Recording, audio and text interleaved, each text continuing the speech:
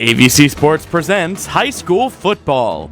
This game is brought to you by Doan Ford, Patrons Buckeye Mutual Insurance, WB Green, West 40 Auto Sales, Southeastern Med, Abels, Valentine Insurance, AMG Vanadium, TK Auto, White Pillars Christmas House, Wayne Garage Door, Galaxy Pizza, JNS Tree Services, Stoney's RVs, 209 Tire, Guernsey County Children's Services, Bruner Land Company, and Dirtworks.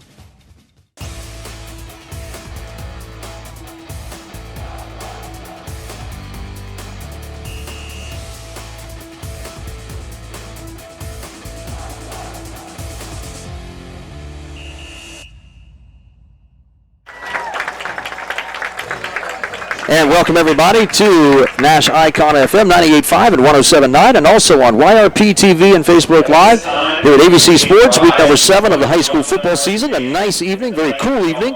Maysville Panthers 3-3. Craig Clark's bunch coming into the John Glenn High School Stadium here. Muskies at 2-4 on the season, and Richard Hall is with us. Dave Davidson here at New Concord. Interesting matchup, but really a must-win game for either team. It really is. You know, John Glenn, as you alluded to, comes in at 2-4. Maysville at 3-3. Maysville currently ranked 20th in their region, so they're on the outside looking in for a playoff spot. So tonight's a huge game for them. John Glenn High School Band and the East Muskingum Middle School Band joining in now for the high school alma mater here at JGHS, followed by the national anthem.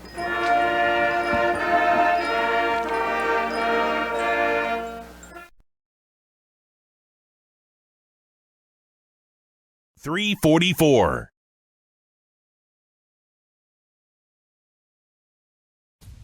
Do you really think that an insurance company who promises quotes in a few minutes has your best interest in mind? Do they really know you and what coverages you need? Hi, this is John Valentine with Valentine Insurance. We take time to learn about you and your insurance needs so you can feel comfortable that you're receiving the right coverages at the best possible prices.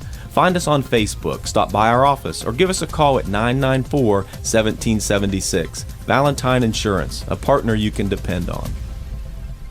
Are you looking for a career path with a growing company? AMG Vanadium is actively recruiting for its Cambridge and Zanesville plants.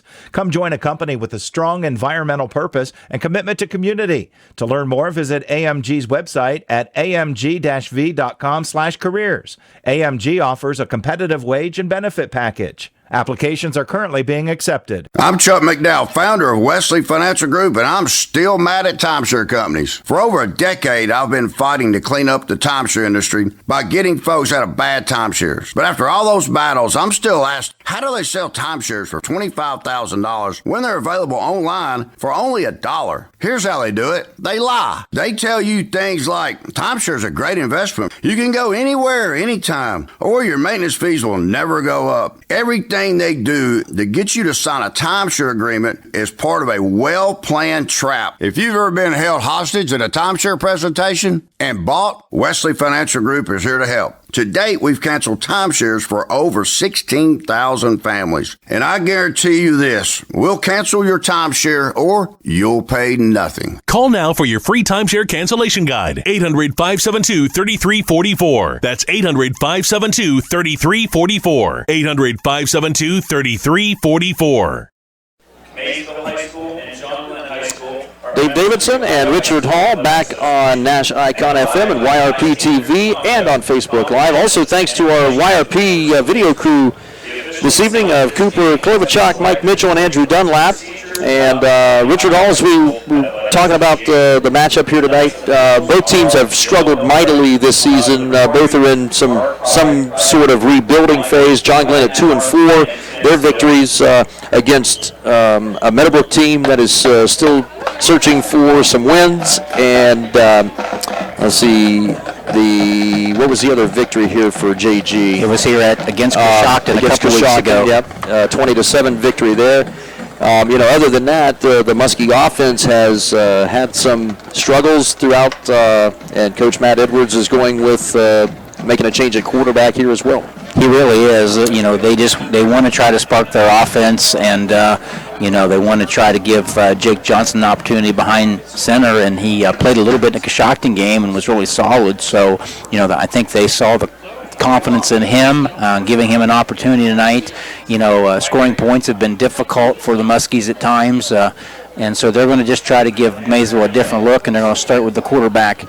I really think everything else is going to probably remain the same. They're going to look to get the ball to Walker when they throw it through the air. And, of course, Lincoln Gilcher, they're going to hand it to him as much as they can tonight, I believe. And talking to some of their coaches, they really feel that they want to establish the run first. And we know that Gilcher can gain big chunks of yards. Matter of fact, against Coshocton, he had 208 yards on 35 carries. So we know he can carry the football. They also have Ryder Rock behind him there. In the backfield, so I don't think you'll see a lot of change from John Glenn, especially early in this game. They're going to let Johnson settle in and establish the run first, and then just kind of see how the game dictates what they do.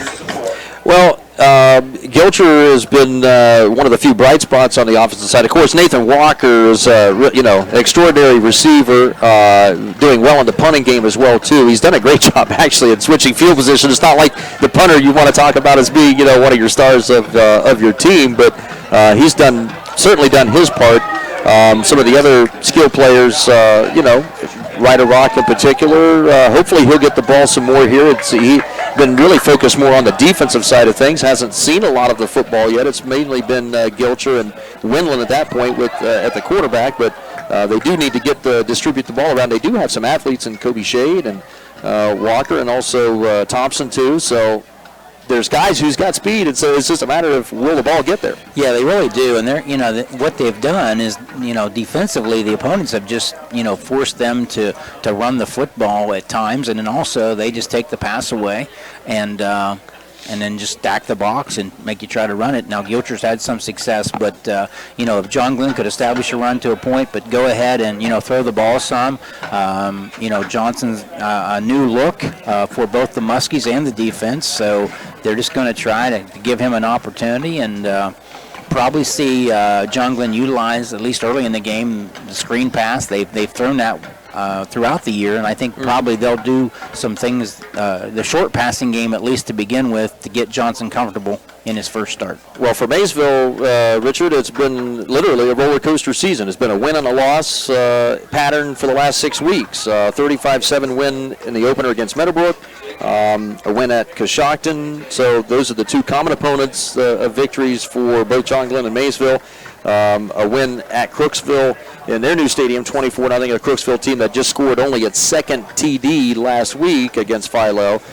So certainly they've won the games that they're supposed to win. Losses at New Lexington, at home to Tri-Valley, and then a loss at West Muskingum to a team that's got a really super quarterback, I think, too. West Ham a 14-7 loss to the Tornadoes last week. So this stretch of the schedule here, a little bit tougher overall for Maysville, and Craig Clark, is cautiously optimistic. He knows that for the most part, his teams in the as compared to the rest of the NVL have been are undersized, especially on the line this year. Sure, yeah, that's what he talked about in the preseason. They would be as good as their offense and defensive line. But week one we had that game on the radio, and they held up really well against the Colts. And they've got great skill players, and Alex Bob at quarterback, and of course we've all heard of Hayden Jarrett. He can catch the ball out of the backfield, and also a very, very, very good running back. And they have a lot of pieces, but it just hasn't come together for them yet. And when you look at their schedule, they've played some pretty good people, but tonight is a huge game for both teams. Yep, both are sitting out of the playoff picture right now. John Glenn 21st in region. I'm used to saying Region 15. It's Region 11 now in Division 3. Maysville sitting in the 20th spot. So both teams are, right now it's going to have to be, it's a winnable schedule for the most part the rest of the way for Maysville if they can find some answers. And really kind of the same for John Glenn here. They've got Maysville. They'll go on road games against Riverview and Philo. the next 2 weeks, and then closing here at home against a Tri-Valley team that's, one of the creme de la creme of the MVL. But certainly they have a chance to finish over 500 still here yet, so they still have a lot to play for. Yeah, there's a lot of football left, and it all starts tonight for both teams, and they've just got to establish some consistency. And it'll be interesting to see how this plays out. But, on paper, they look very similar in how they'll approach the game. I think that probably passing game might be advantage Maysville. Running game is probably advantage John Glenn, even though Hayden Jarrett is a great running back. But, both teams have good skill players, so it's just going to come down to execution. John Glenn Little Muskies will be receiving to start this first half of play. Quick key to the game here. What do you think first for Maysville? For Maysville, I think they've got to stop the run with Lincoln Gilcher. It's going to start there, and then if they do that, then they force the young quarterback into throwing the football in his first start. I think that's advantage Maysville. And then if you're John Glenn, obviously you're going to have to defend Hayden Jarrett and all the other weapons that they have. So Alex Bob's a solid quarterback, so John Glenn has to play well defensively. Yep. Pregame tonight brought to you by TK Auto Services outside of New Concord. And we'll have our White Pillars Christmas House scoreboard updates throughout the evening as well. Thanks again to all the video guys, Andrew Dunlap, Mike Mitchell on the cameras today. Mike Mitchell's down on the field here this evening, and Andrew Dunlap here with the main camera up near midfield. And also to Cooper Klobuchak, our video director for that. Thanks a lot. All those guys are running the controls here for us. Let's look at the John Glenn Little Muskie offense to start. The front line will remain the same 5 starters that have started all season long. There are 2 seniors, 2 juniors, and a sophomore. On the left side of the line, Nick Zanders, 6'2", 215-pound junior, number 74.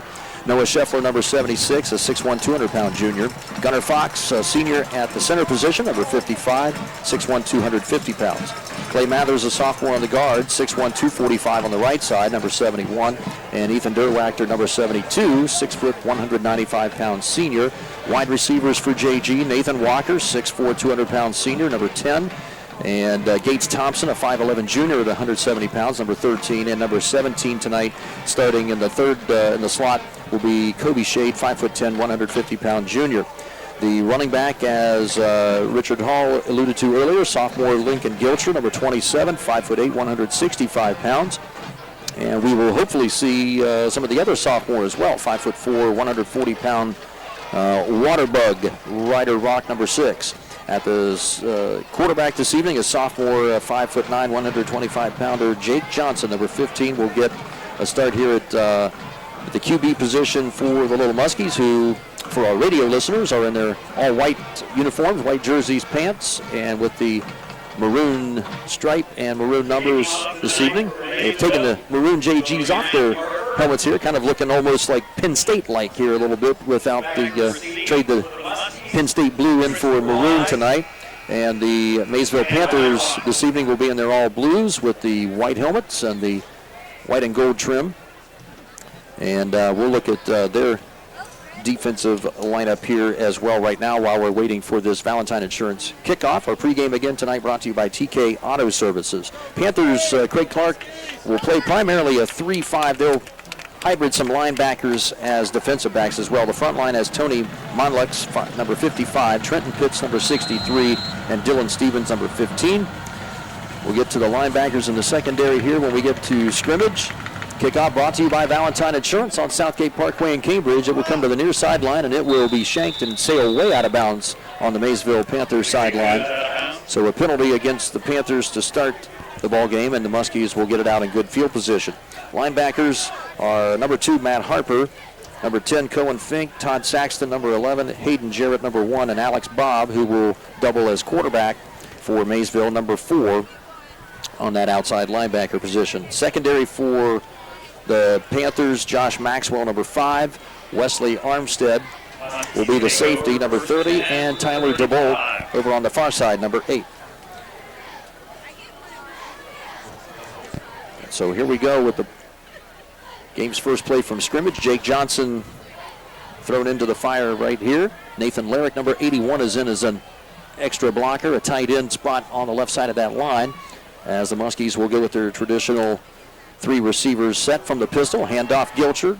And Gilcher bangs his way off the left guard up to the 39-yard line. Picks up 4 on 1st down and 10 with the stop made by Dylan Stevens, the defensive end.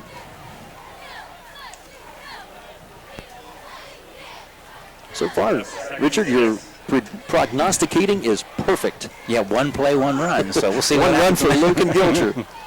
How did you know? 2nd and 6 play now as the Muskies will set up shop at the left hash at the 39. Again, Johnson handing off straight ahead, and he was greeted harshly by linebacker Hayden Jarrett at the line of scrimmage, but forward progress by Gilcher gets him 2.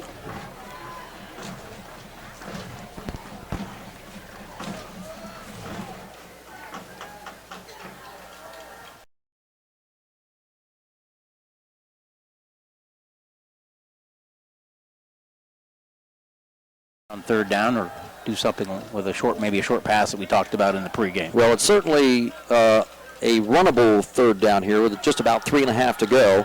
Ball right between the 41 and 42. Two receivers, Walker and Thompson, out to the far side, shade to the near side left. Johnson will roll out. He's got good protection. Tucks it in, slips a few defenders. Then he takes a hard lick at the 43, it looks like. He's going to be short of the 1st down by 2 yards as Johnson was greeted again with a head-on collision by a Maysville defender. Jake Johnson on a keeper, brought down by number 4, Alex. Johnson right now, they're going to show like they're going to go for it. They're probably going to try to draw Maysville offside. They worked this here a little bit to their advantage a week ago. Let's see. They will snap it. Johnson, quick throw. It's up high, and Walker nearly one-handed that thing as Johnson's first attempt.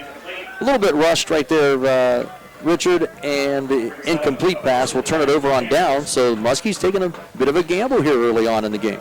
Yeah, they really are. I thought maybe they might throw that pass on 3rd down just to get Johnson comfortable, but nothing open there. So now they did go for it.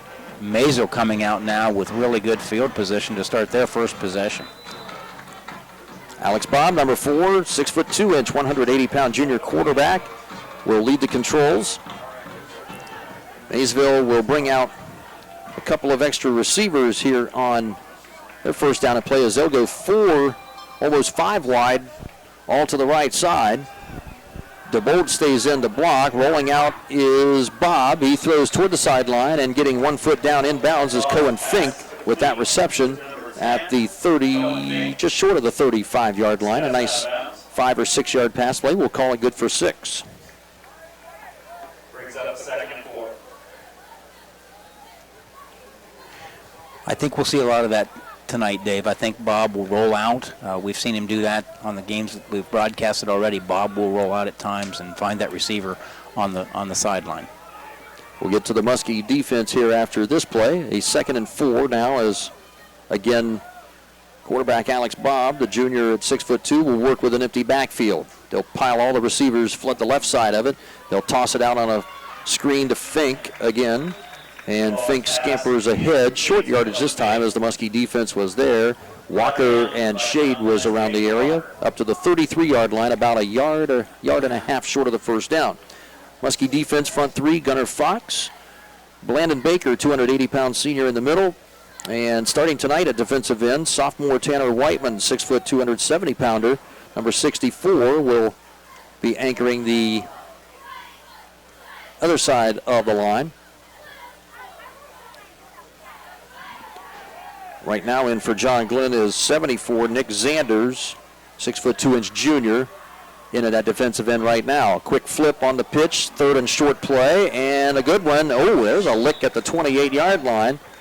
And that was big linebacker Connor Sensabaugh, 190-pound junior linebacker, to greet the runner there, Richard, but a 1st down for Hayden Jarrett as he paid the price for it. Yeah, he got to him just after the 1st down and put a nice shot on him, but Jared did a good job getting the 1st down there. We've seen some hard licks tackling already, a good form tackling, but boy, we've seen 3 or 4 really dead stop collisions here from both sides. Well, they know each other well, and they're going to compete hard, and they're going to hit each other. And they are doing that right now. Hayden Jarrett is the running back behind Bob on a play-action fake. Bob reverses direction, started left, now comes back to the right and realizes there is nothing but white jerseys all around him. wisely throws that one away, incomplete. So a good job there as Craig Clark will put the hand on the back of his QB and send him in with the next play on 2nd and 10.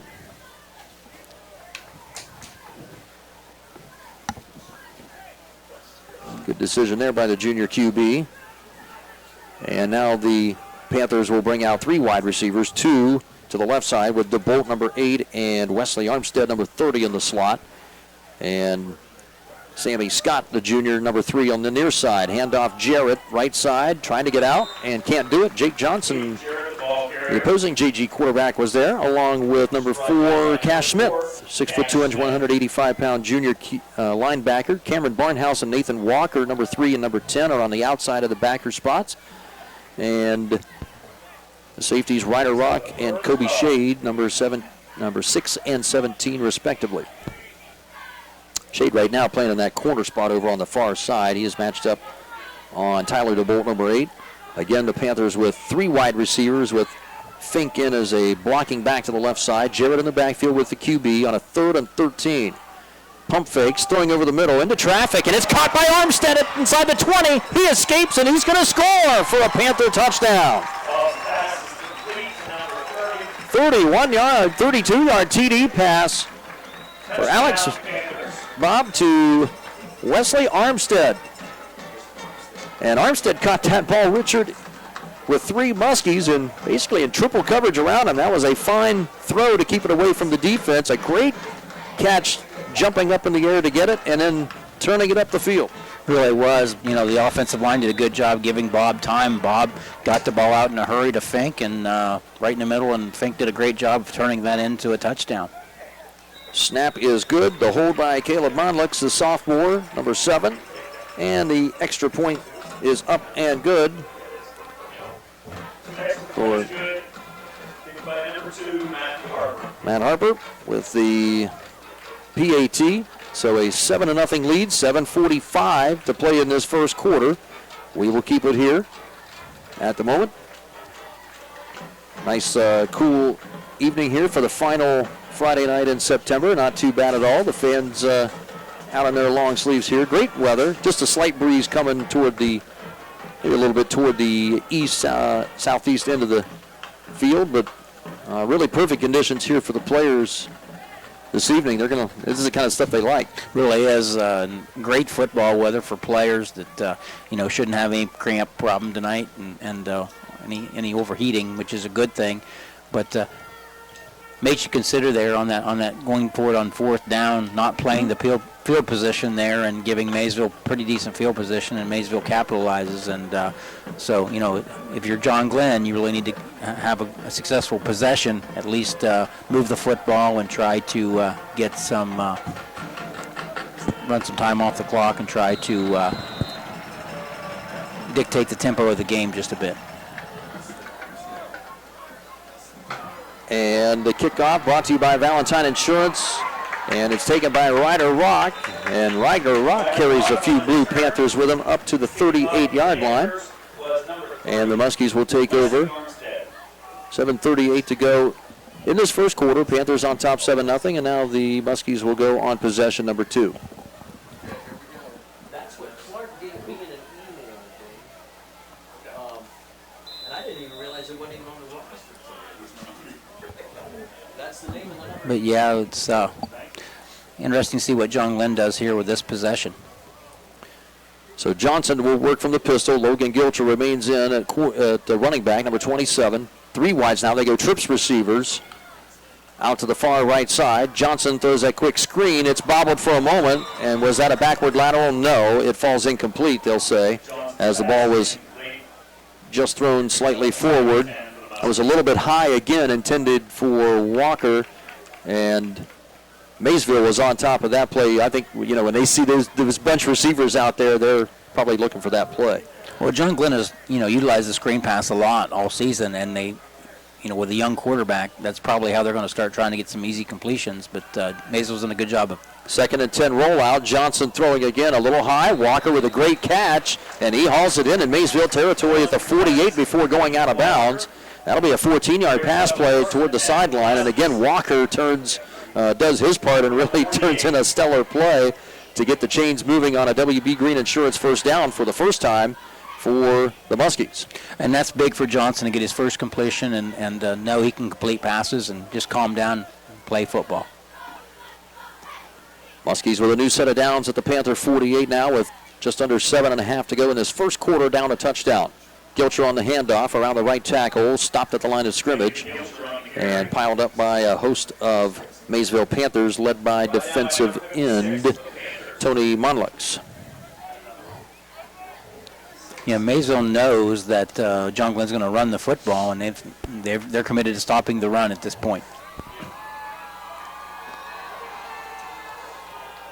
Like Gilcher, they did give him forward progress to the 47, a 1-yard pickup, 2nd and 9. Again, from the pistol is Johnson, 5 yards behind the line. Gates Thompson, the motion man, going to the right of the formation. He will try to throw a lead block in for Gilcher, again around the right tackle, but a short gain again. It picks up maybe 3 to the Panther 44. And that will set up somewhat precarious 3rd and 6 here. These 3rd and 5 and longers here are going to probably make Matt Edwards cringe a little bit tonight. Yeah, they're fringe plays. Sorry, they're Dave, but they're fringe plays. And just really, you have either option. I would suspect that with a young quarterback, they may hand it off to Gilcher because I think they're really trying to establish the run. You watch this, I'll probably be wrong, but good possibility that's going to be a handoff to Gilcher, lined up right behind Johnson. 3rd down and 6 from the pistol. Again, Johnson on a fake handoff. They'll set up a little quick screen for Walker. Makes the grab, turns it upfield quickly, and has a first down again. A WB Green Insurance first down for the Muskies at the Panther 35. And that was a really alert play by Nathan Walker to turn that, what may not have been a first down, and turns it into a 9-yard first down. Yeah, as I indicated, they might run the football. They did not, but that's great for Johnson to get his second completion and continue to get that confidence. 3 wides again as they snap quickly and go tempo. Gilcher straight up the gut. And Gunnar Fox and company number 55 driving forward and giving some space to the John Glenn runner for a gain of close to 3. 5.5 and counting down first quarter. 7-0 Maysville as the Muskies now will try to tire out this Maysville defense a bit. Quick throw out to the right side in the flat. That's caught. Nathan Walker inside the 25. Struggles to the ground around the 23 of Maysville. And are they going to say first down again? Yes, it is. First down. So an 8-yard pass. Nice job. Johnson completing pass number 3. And another WB Green Insurance first down for the Muskies as they have some momentum now.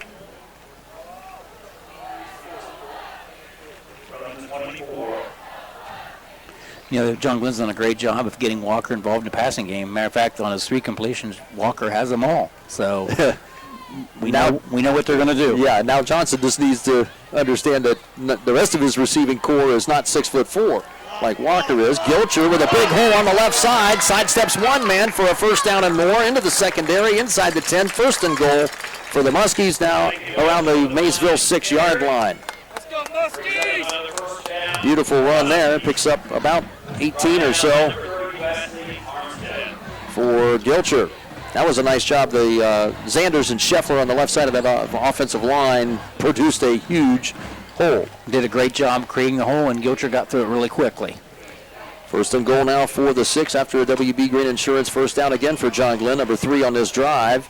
And running him down from behind is Tony Monlux again, behind the runner Gilcher after a gain of maybe 2 just inside the 5-yard line as the clock shows 4:15 first quarter. Maysville on top 7-0, but the Muskies trying to answer perhaps with a tying score.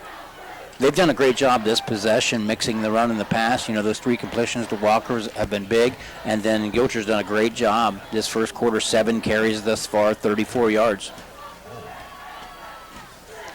1st and goal now again from the pistol is Jake Johnson, sophomore QB, and gives it to Gilcher. And Gilcher bounds his way inside maybe the 3 to about the 2, picks up another 1.5 yards perhaps. 3rd and goal now for John Glenn as the yardage gets a little bit tighter here.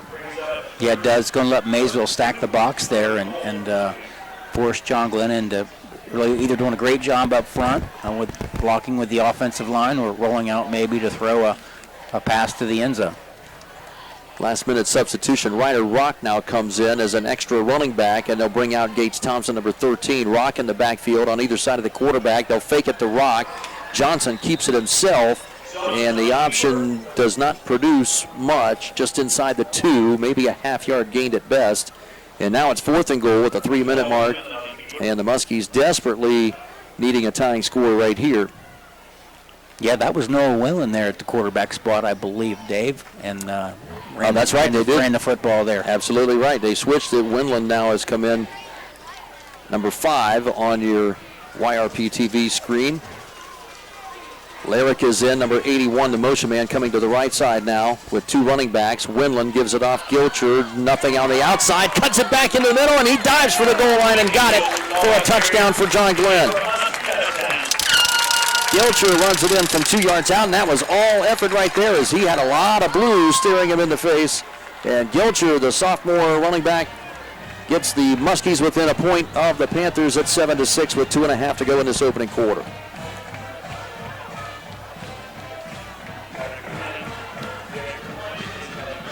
PAT coming for kicker Evan Rector, sophomore, out of the hold of Nathan Walker. And a good snapback from Fox to Walker, and it's up and right down the middle for Evan Rector. And the Muskies answer with a TD drive that was very impressive. And a 7-7 score here late in this first quarter with 2.5 to go from John Glenn High School Stadium. We'll come back to YRP TV and on Nash Icon FM with our Week 7 football coverage of John Glenn and Maysville after this message. This is Russ Abels. Summer's winding down, but did you know this is actually the perfect time to upgrade your air conditioning? Because at Abels, the end of the season means an amazing deal. Call us now. We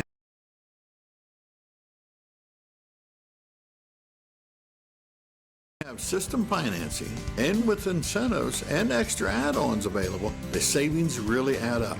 It's a great opportunity, our best offer of the season on a new high-efficiency system. For new AC, call Abels now. This is the final week to save.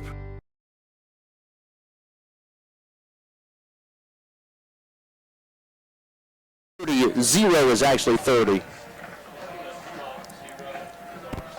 Thanks a lot. Back on Nash Icon FM and YRP TV, Dave Davidson and Richard Hall. Our thanks to Cooper Klobuchak, our video director, along with our cameras, Andrew Dunlap and Mike Mitchell. 7-7 score here, Richard. 2.5 to go here as the Muskies put together a pretty nice drive. Nice mix of run and pass. Boy, they sure did. They did a nice job of, utilizing Walker in the passing game, and then, of course, Gilcher in the running game to get even 7-7. That's big. And his Valentine Insurance kickoff taken by Cohen Fink. Number 10 scampering up the right side. Stopped short of the 35. Nice job by Cameron Barnhouse to prevent what could have been a bigger return. That had a little bit of scariness to it for John Glenn special teams, but a nice return by Fink of close to 20. And the Panthers now and Alex Robb will set up shop now. 1st and 10 from their own 34. So Alex Bob, number 4, will be with an empty backfield again. He's got 5 wide receivers. Fink is set up as a H-back or a blocking back to that left side of the offensive line. And now Bob looks over to the sideline for the final call. Still 8 seconds on the play clock, no problem. And a little mini jet sweep to the right side. And it's taken by Cohen Fink with another carry, and he picks up about 5, stopped short of the 38-yard line. Lane Hall is in there, number 11 on the stop. 2 minutes to go here in the first quarter in a tie game. Good to see Lane Hall back for the Muskies tonight. He was injured and didn't play last week, so it's good to see Lane back on the field tonight. Yeah, they wasn't listed as a starter, and I don't think even the coaching staff was all that certain of how much playing time he would get here tonight. But, like you said, it is good to see him back on the defensive side here. They've probably going to limit him to the defensive side tonight, putting Shade in that 3rd wide receiver spot. Instead, 2nd and 6 play. Throw to the sideline. That's near the sideline, and, in fact, it's beyond the sideline. Caught but incomplete. Intended receiver was Sammy Scott. Nice coverage by Shade. 3rd down and 6 for Maysville. The clock showing 1:30, first quarter, 7-7.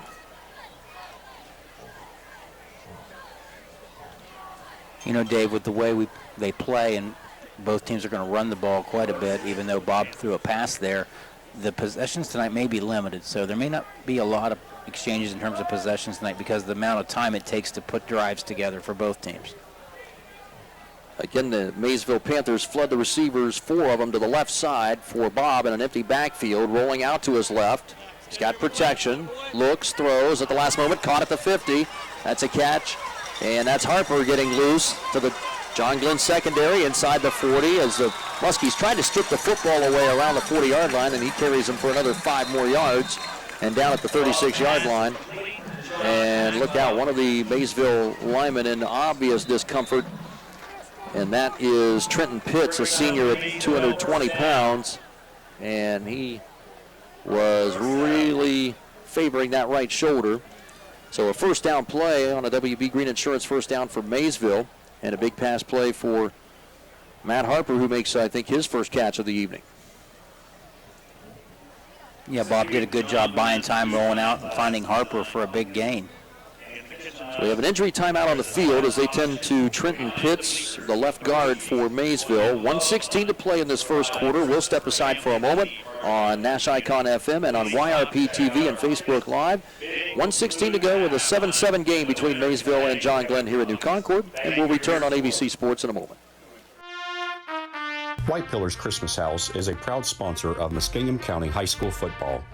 Located at 7405 East Pike in Norwich, the Christmas House is your one-stop shop for all your Christmas needs. From different collectibles, nativities, lights, gifts, to all kinds of ornaments. Stop in today at this unique, one-of-a-kind Christmas shop. And Merry Christmas. And 6. Oh, that's good to see. Maybe it was an elbow. Might have been the elbow instead of the shoulder. Oh, shoot. Sorry, Cooper. I forgot to put this back on here. I'm used to hearing you through the other headset. That was my fault, Cooper. Our video director, along with Mike Mitchell and Andrew Dunlap. Richard Hall and Dave Davidson here. And we have a first down, a new set of downs for Maysville at the 37-yard line. Bob, number 4, will be out of the pistol set. And they'll go with a couple of wings to either side. Hayden Jarrett in the backfield, number 1. That's Armstead, who caught the TD pass a little while ago on the last drive. And they'll hand it off on the sweep to Jarrett. John Glenn's defense does a nice job of stretching that out. Lane Hall is in there on the stop again, along with Gavin Garber, a sophomore, number 44, in on that stop. And no gain on the play.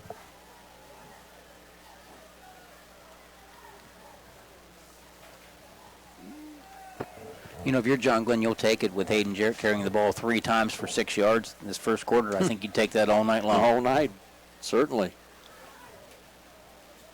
This John Glenn defense has been tested in the running game, and they have allowed a good bit of rushing yards. Of course, to some really fine teams, Sheridan and Fort Fry, that stick out in particular. 4 wide receivers now to each, 2 to each side as Armstead again sweeps around the backfield, and Jarrett gets it again. That's a nice stop for Nick Zanders, number 74, who wrapped up Jarrett immediately just a yard or so behind the line, but Jarrett's forward progress gets him a couple, and it's 3rd and long here for Maysville, just inside the 35. Down to the final 40 seconds of this period. Yeah, John Glenn's done a great job of stopping the run tonight. They've only given up, you know, on 5 carries, 13 yards, so they've done a great job thus far. The unfortunate thing for the Muskie defense is that they've been vulnerable in the passing game right now with a 32-yard TD pass and a 25-yard completion given up to Bob. 3rd down at 8 now as the Panthers play clock now down to 3. That's Fink in motion, and Craig Clark will shout for a timeout and will get it with just 10.8 seconds remaining in this first quarter. Not the ideal situation, but I know that head coaches nowadays get a little bit nervous when that play clock starts to get down to that 3 and 2 mark, and they don't certainly they this deep, you know, into John Glenn territory with a 3rd and 8. They certainly want to make it. They're obviously thinking 4-down territory here, so you don't want to put yourself on a 3rd and 13. Sure, you don't want, you know, you hate to burn a timeout there with 10.8 seconds left, but then again, the opposite of that is worse. And, you know, with a 3rd and 8, you know, 3rd and 13 is much worse. And so Coach Clark calls the timeout to chew a little bit probably, and then decide what they're going to run. You remember what that's like a little bit, getting a little grayer as a high school coach. Yeah. I was talking with one of your old nemesis earlier today, Mr. Melvin Pursuit. Okay. He's down at the Harding Stadium. Lindsley and Steubenville, a really good game. That's 7-7 right now in the first quarter. We're getting some text reports from Coach Pursuit down in Big Red Land. 3rd and 8 play here for Maysville at the 35 of JG. Bobbling that snap was Bob, and I think it was meant to be probably a pitch, but instead Bob keeps it himself, and he gets plunged over at the 30. Does manage to pick up about 4 or 5 on that carry around the left tackle. It'll be 4th down coming up for Maysville as we step aside at the end of the first quarter here from New Concord. Muskies 7, Panthers 7, and our ABC Sports continues after this scoreboard update from White Pillar's Christmas House. The car is making a strange noise, then the worry starts. Who can we trust to fix the vehicle that won't cost an arm and a leg? TK Auto Service is the answer. They're the area's garage that treats customers fair and repairs what needs repaired. No upsells to drive the cost up. TK Auto Service, east of New Concord and minutes from Cambridge on Route 40. Hey, this is Ted with TK Auto Service. Give us a call at 826-4916. That's 826-4916. Make us your repair service for all your vehicle care.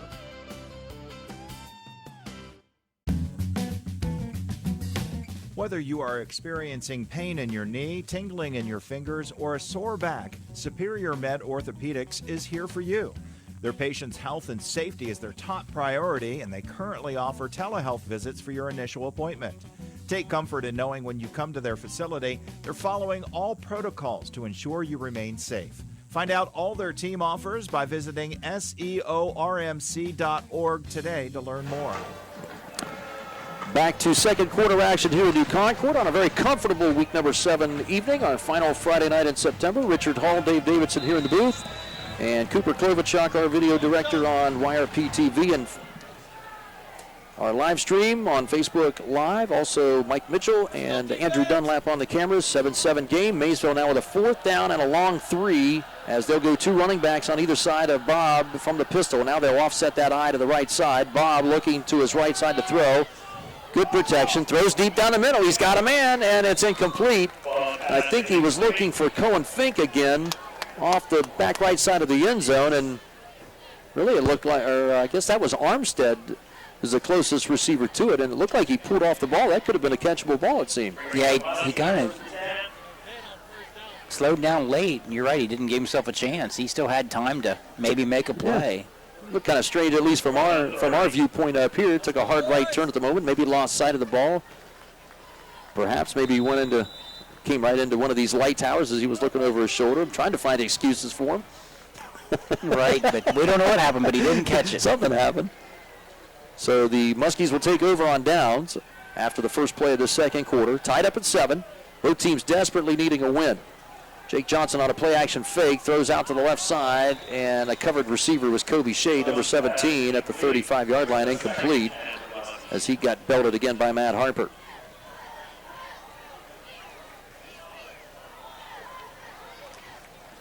You know, John Glenn has just made the commitment to allow Johnson to throw the ball some. They're really going to try to mix the pass and the run, which, just shows confidence they have in the quarterback switch they made tonight.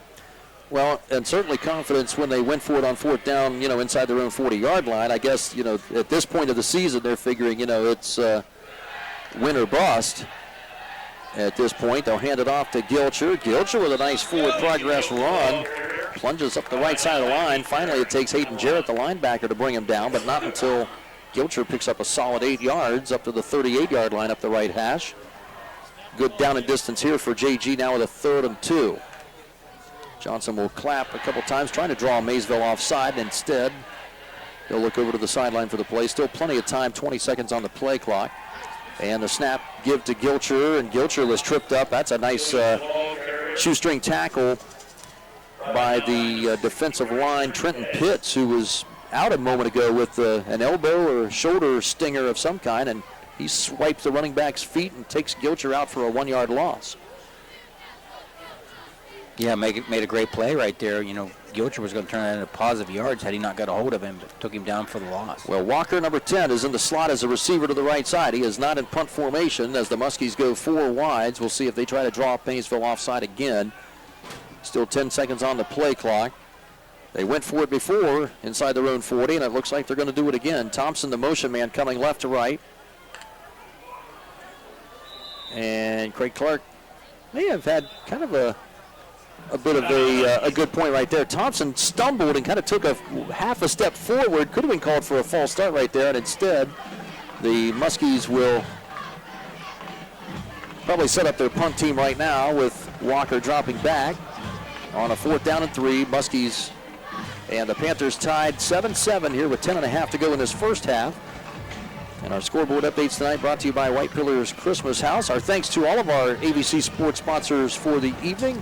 Patrons Buckeye Mutual Insurance, West 40 Auto Sales, Southeastern Med, Abels Incorporated, WB Green, AMG Vanadium, TK Auto, Valentine Insurance, Dirtworks of Ohio, and Doan Ford. Walker now back to set the punt away from his own 26.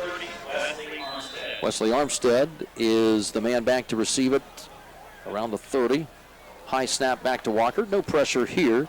And he shanked this one. This is probably his worst kick of the year, and it's going to get maybe to the 50-yard line at best. That one there, just the high snap just kind of threw the timing of the whole thing off. And instead, Maysville is going to wind up with good field position after all. And Coach Matt Edwards is probably thinking, I should have just went ahead and went for it, but those hindsight plays are always looking better after the fact. You just don't count on that happening from your senior. You know, Walker, just like you said, that's a rarity for him to make a punt like that. And Maysville's going to have good field position. Well, but, yeah, I mean, it's a guy who's been averaging, 37, 38 yards a punt easily.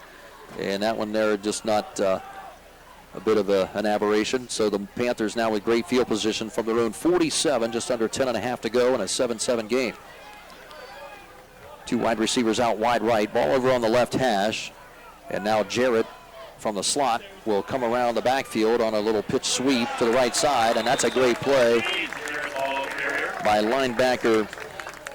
That is number 3, Cameron Barnhouse, 5'11", 185-pound junior. And he's been a real bright spot on the Muskie defense after losing Aiden Armstrong and Bronson Bendel to injuries this year in that linebacking core. He really has. And John Glenn needed somebody to step up with those injuries, and he's done a great job of, taking things away from the opponent and being reliable. 2nd down 11 after a loss of 1 for Hayden Jarrett. So Jarrett continues to average less than 2 yards a carry here from this against this JG defense, who has seemed to be keying on him for much of this first half so far. Fake handoff. Jarrett and Bob will toss a little lob pass over to Armstead in the left flat. That's caught at the 45. Scampers ahead just across midfield to the 49 of JG. Brought down by Noah Windland. And number 2, Christopher Wise, a sophomore who has seen some spot action at linebacker as well. So a pickup of 5 on that pass play, Richard. And now still a 3rd and long here, 3rd and almost 6.5. Yeah, I would think with Bob, they'll probably put the ball in the air. They have good confidence in him, and either look to get it to Armstead again, or they may throw the ball to Jared, because Jared's a very reliable receiver out of the backfield. Bob will work at an empty backfield. They'll stagger 4 wide receivers to the wide right side. Rolling out right. Good protection again. Now escapes around Barnhouse. Heaves it deep right before he gets blasted. Ball pinballs around inside the 5, and it's knocked down incomplete. Kobe Shade on the coverage. And the intended target, I believe, was Tyler DeBolt. Shea did a great job of defending that, Dave, because he was open when the ball was thrown. Step for step with the receiver, DeBolt, number 8. And is this the first penalty flag on the field we've seen? For the exception of the opening kickoff that was out of bounds. I think so. And that's a 15-yarder coming against JG, or at least that's, looks like they're going to mark it off. Okay, now they reverse direction. They're going to mark it off against JG. Personal foul. So I'm guessing that's going to be a hit, maybe a helmet hit perhaps on the quarterback, as Bob really took a shot as he unloaded the ball. Yeah, could be. I got caught watching the ball, but It looked like it was up high, above the shoulders.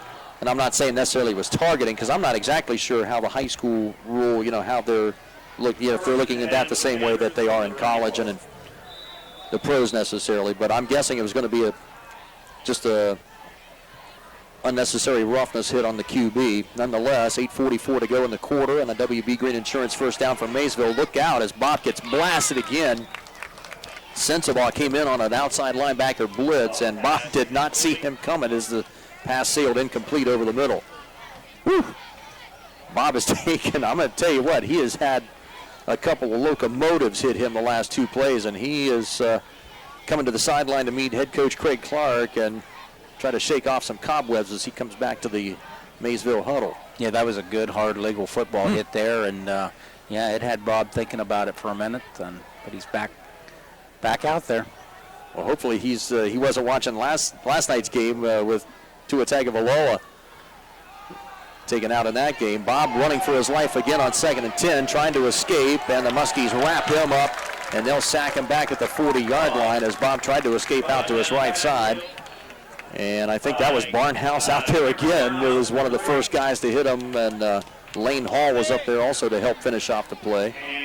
So now 3rd down and a good 17 yards to go.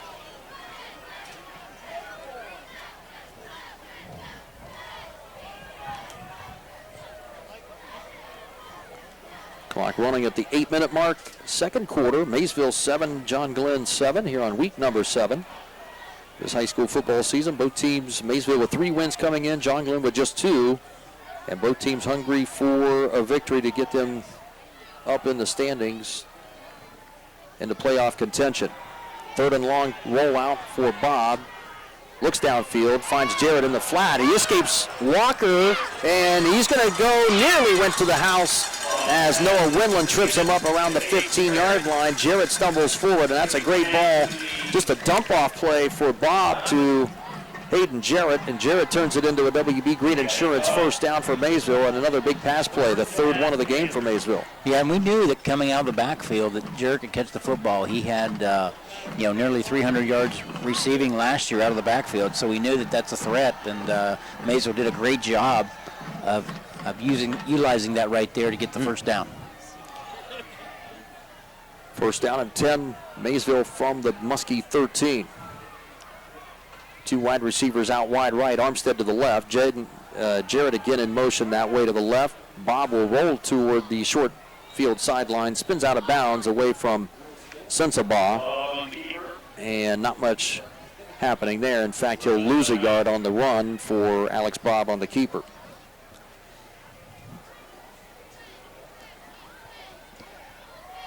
Sideline to sideline for the most part, the Muskie defense has pursued well going east and west here. Yeah, they've done a great job because one of the things that Maysville likes to do is spread you out and attack you from side to sideline. So John Glenn's done a really nice job of taking that away.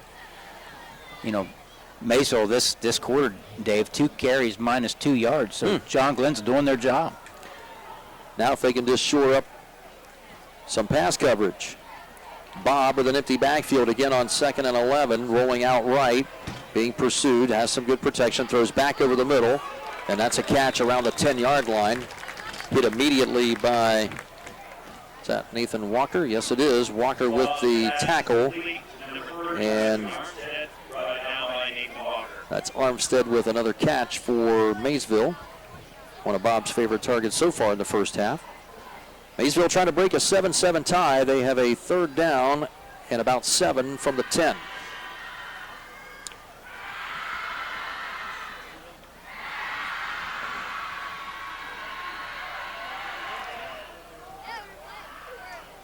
Tyler DeBolt, number 8's a receiver to the near side by himself.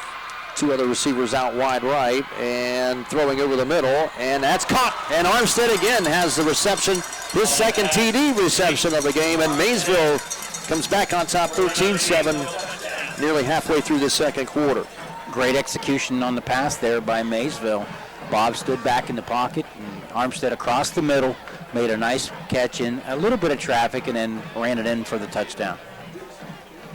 Good accurate throw by Alex Bob, and he has been rather impressive throwing the ball here for the most part in this first half.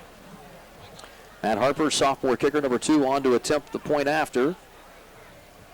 And the kick is up and good. Out of the hold of Caleb Marlux, and the Maysville Panthers have recaptured the lead in the second quarter, 14-7 here in New Concord. 6:18 to play, second period. And our ABC Sports coverage of the Panthers and Muskies will continue on Nash Icon FM and YRP TV after this work. Now located at 16050 McConnellsville Road in Caldwell, Ohio. Patrons Buckeye Mutual Insurance Company is a mutual insurance company established in 1896 for the purpose of providing insurance coverage to rural Ohio. They offer a product to meet your insurance need, whether it is for a farm, rental dwelling, home in town, secondary or seasonal dwelling, churches, or mobile home. They partner with Grinnell Mutual Insurance Company to offer liability coverage to package with their patrons Buckeye Mutual policy. Call today at 638-3604 and follow them on Facebook at Patrons Buckeye. Dave Davidson and Richard Hall here in the press box. Our video crew of Cooper Klobuchar, Andrew Dunlap, and Mike Mitchell on YRP TV. Thanks for watching or listening wherever you are. Danny Ingold, one of our big listeners out in the Claysville area, is, I'm sure, propped up with a beverage in hand and cheering on his Muskies here as they trail it now 14-7. Kickoff brought to you by Valentine Insurance, and it's taken by Ryder Rock, and Rock trying to spin away from the tackle and will not do so at the 25-yard line. Nice open field tackle again. Armstead was in there, as well as Jules Swingle, as junior, in on the tackle for the Panthers. And so now the Muskies in a position now where they're going to have their backs to the wall here a little bit again and have to come up with an answer. They really are. They did a great job on that first score by Maysville, coming back and answering, but they really need to do the same thing again and get this thing tied up before halftime. First down and 10 play for John Glenn. They'll have a couple of receivers bunched to the short side left of the field. Gilcher is in the backfield and takes a delay handoff, has a nice hole on the left side. Squares his shoulders and dives forward just past the 30-yard line. A gain of 5 on first down and 10 for JG.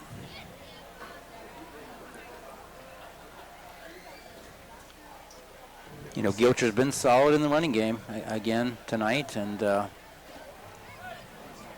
12 yards so far on 3 carries here in the second quarter. Nathan Larrick, the big tight end, in motion, coming to the right side. Pump fake. Jake Johnson with a hitch and go, looking deep, and rushed that a little bit. Walker was not in the area, and that's picked off by guess who? Wesley Armstead, who has 2 touchdown receptions and now an interception. And he scampers up the sideline for about a 15-yard interception return and knocked out at the John Glenn 44.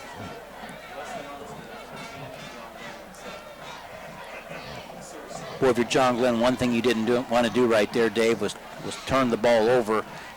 Maysville now has pretty good field position on the interception return by Armstead.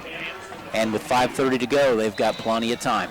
Yeah, a little bit of a young mistake by the sophomore QB. And of course, not a lot of reps with Walker and with the receiving core. The timing of these things, a half a second, 1 full second is all the difference in these plays sometimes. And you know what? We adults, sometimes we forget these are 16 and 17-year-olds out here playing a game.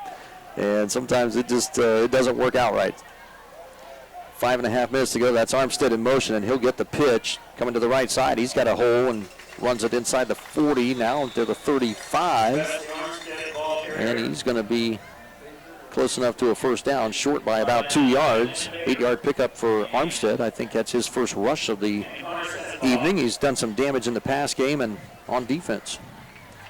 Yeah, you are right. That is his first rush tonight.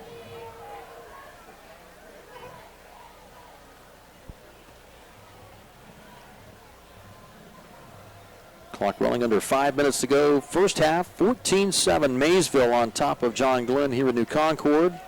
Muskie defense has been out there a good bit here in this first half of play. Alex Bob and company will take their time, and they're going to call for a timeout here as the play clock runs down to 2. So they'll burn timeout number 2 of this first half. With 4:40 to play in the first half of play, 14-7 Maysville on top of John Glenn. We'll step aside for 30 seconds and back with more high school football after this. What is a cooperative? A cooperative like Guernsey Muskingum Electric is your local rural electric provider. The owners are not investors on Wall Street. They are actual members using the electricity. Decisions are made by local directors who know, listen, and care about their neighbors. A cooperative is not driven by profit or stock prices. Instead, they are driven by providing safe, reliable electricity at a reasonable price. That's the cooperative difference. Guernsey Muskingum Electric, your touchstone energy cooperative. Dave Davidson, Richard Hall, back on Nash Icon 98.5 and 107.9, and on YRP TV. Thanks for listening and watching wherever you are. A couple of touchdown passes here. Alex Bob's looked really good so far in this first quarter and a half so far, Richard. A couple of TD passes, and really it's just been a real nice field general leading the offense. Really has. You know, he played a lot last year, so they knew coming in this year with their skill players, that in particular Bob and Jarrett and Armstead, that they had experience on the field, and that is shown tonight for the Panthers. No doubt. Bob in the pistol there for a 2nd and 2 now for Maysville after the timeout. 4:40 to play in the first half. And leading by a touchdown, they'll bunch 3 receivers to the wide left side. They hand off to Jared. Jared looked like he was going to haul off and attempt a throw, and instead he'll keep it himself. He had a receiver down the field. Tyler DeBolt was all by himself down at the 5-yard line and was hoping that Jared would throw that option pass, but Jared opted for W.B. Green in first down, rushing the football instead to the 28.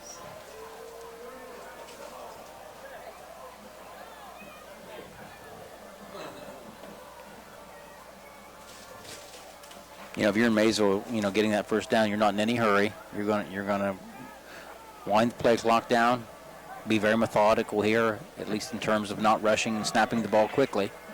Well, they're keeping that Muskie defense on the field and really trying to wear them out as well. Here's Bob with a heave down the left sideline. He's got a man, Shade. It's going to be called for interference. He never turned around to the football. The intended receiver was Sammy Scott, and in the end zone, and Shade just really just kind of in desperation got a step or two behind the receiver and is going to commit the penalty, and that'll give the Panthers another automatic WB Green Insurance first down. And there wasn't a ton of contact on that, Dave. It's just he didn't get turned around and find the ball. So a half the distance penalty will take it down to the 14-yard line. 1st and 10 Maysville now, as Alex Bob, 6'2" junior quarterback, will try to punch Maysville into the end zone for the 3rd time in this half, already leading at 14-7. Wide receiver Josh Maxwell, number 5, to the near side. 3 other receivers to the wide right side in the trips, and they'll try to block for Hayden Jarrett, who gets the toss. Starts out to his right, now cuts backfield to the left, inside the 5, runs his way over a Muskie and into the end zone for a touchdown. Hayden Jarrett just had a head of steam as he quickly reversed direction, a la Marcus Allen style, and turns that into a TD run. 20-7 now, Maysville.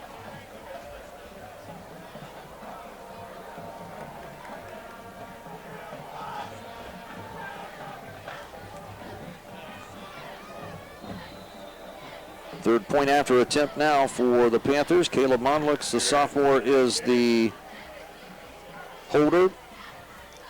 And Matt Harper, right footer, sends this one just inside the right upright and good. And with 3:49 to go first half, Maysville now has a commanding lead, 21-7 over John Glenn. And the kickoff coming to the Muskies here after this 30-second timeout on YRP TV and on Nash Icon FM. Stay with us. Are you looking for a career path with a growing company? AMG Vanadium is actively recruiting for its Cambridge and Zanesville plants. Come join a company with a strong environmental purpose and commitment to community. To learn more, visit AMG's website at amg-v.com/careers. AMG offers a competitive wage and benefit package. Applications are currently being accepted. Thanks to Cooper Klobuchar and Mike Mitchell on the field. With the camera, I'm trying to track down where Mr. Mitchell is at. He is all over the place at some point during the night, and Andrew Dunlap gets the stationary top seat up here near the Crow's Nest. Tonight on the YRP TV crew.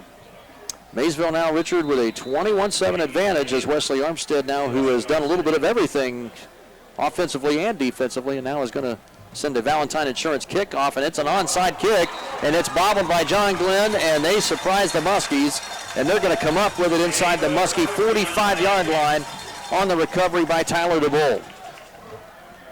You know, big risk there for the Panthers, but it worked out, caught John Glenn off guard, and Maysville possession of football. Now, if you're John Glenn, you really got to, play great defense here. The last thing you need if you're the Muskies is to go in halftime down 28-7. Well, right now, Maysville smelling blood in the water, and the Panthers trying their best to snuff the fish out of the water here. 3:46 to go, second quarter, and already up by 2 touchdowns. Hayden Jarrett comes back in motion around to the left flat, and that was nearly picked off. That one was thrown so hard that Clay Mathers, the sophomore defensive tackle, was so surprised when the ball landed in his lap, could not haul it in for the interception, and it falls incomplete, fortunately, for Alex Bob. Yeah, if I'd been a little softer, he would have caught that. It was just so hard. It shocked him. He just couldn't get his hands on it and grab hold of it. But, very fortunate there for Maysville not to have a turnover. They were trying to look like they were kind of faking, bringing Jarrett out wide here to the left flat and then trying to sneak in a middle screen right there, and Mathers clogged that one up. Number 71. 2nd and 10 play from the 46. That's a high snap over Bob's head. It comes right back to him. Penalty flag is, no, I'm sorry, it's not a penalty flag. It's going to be a sack as Sensabaugh and Mathers and Nick Zanders and a whole bunch of maroon and white clad defenders swallow up Bob, the quarterback, on a fumbled snap, and that really not Bob's fault. That one sailed over his head. It'll be a loss of 15. All the way back to the Maysville 39-yard line, 3:15 and counting, second quarter. It's a big play there for the Muskies defense to have that, to have the sack and the bad snap, because, that just helps them a lot defensively. Certainly helps when the opposing team decides to shoot their own foot once. 3rd down, 25. And a draw play for Hayden Jarrett. Jarrett is dragged down by his shirt tail by none other than Connor Sensabaugh again, who was the first man to get his mitts on him. Jarrett scrambles ahead to the 42-yard line and will pick up about 3. It should be punt time here. John Glenn called the timeout, is that correct? 2:36 to go. Timeout number 1 for JG. They'll try to preserve some time here and get the football back. Trailing 21-7. Timeout on the field. Second quarter late. The Muskies probably forcing a punt situation by Maysville. We'll take another 30-second break as our ABC Sports coverage on YRP TV and Nash Icon FM continues after this. Your home and your car are likely your 2 biggest investments. Protecting them from unexpected damage is a prime concern to WB Green Insurance. They are proud to represent Westfield Insurance, a financial service organization that provides insurance products for your home, auto, and business. Sharing knowledge, building trust is Westfield Insurance's pledge to their customers, along with personalized claim service that's fast and friendly. To learn how Westfield can help with your insurance needs, talk to WB Green Insurance today. 4th down play coming for Maysville on a 4th and 22. And a low snap, and the rugby-style kick for Wesley Armstead is sky high toward the near sideline. It'll bounce at the 26 and come back to the 30, down by Matt Harper right there. So a change-up of about 28 yards on the punt from Armstead as they keep it away from the Muskie return team. Still plenty of time here, 2 timeouts, and 70 yards away from the goal line. You don't want to say it's a must-score situation here for John Glenn, but certainly going to the locker room down 21-7 or down 21-14 or 10 sounds a whole lot better. Sure does. Going in 21, like you said, 21-10, 21-14 is a whole different mindset for your team as compared to going in down 21-7. And rolling out is Jake Johnson and throwing over the middle, and that's some high traffic area, and Walker nearly come away with an amazing catch. Cohen Fink was in on the coverage as 10 ran into number 10.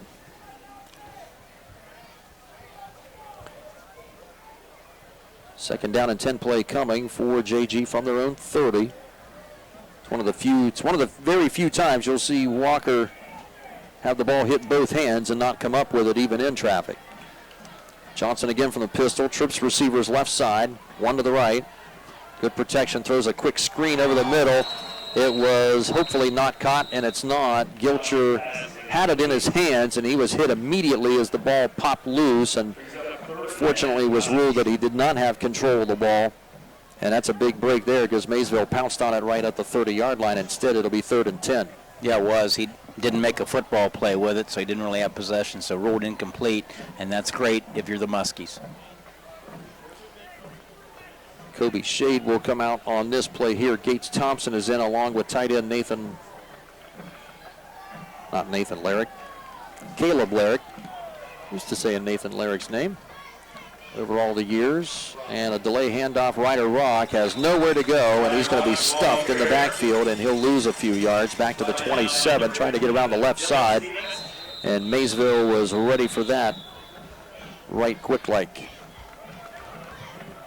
And we're going to have a timeout, the final timeout taken by Maysville now with 2:07 to play. Leading at 21-7, and they are looking to seek an opportunity here to add some more points on now after stuffing John Glenn 3 and out.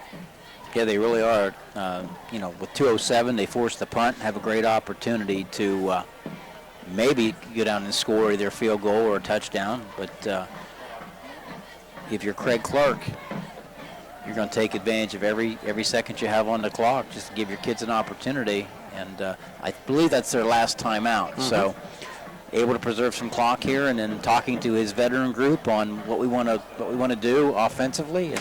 And if you're John Glenn, you're just at this point hoping to get to the locker room down 21-7 and that it not be worse. Right now, the better option for JG. Score update from Harding Stadium down in Steubenville. Lindsley leads Big Red 14-13 late in that second quarter with about 2 minutes remaining.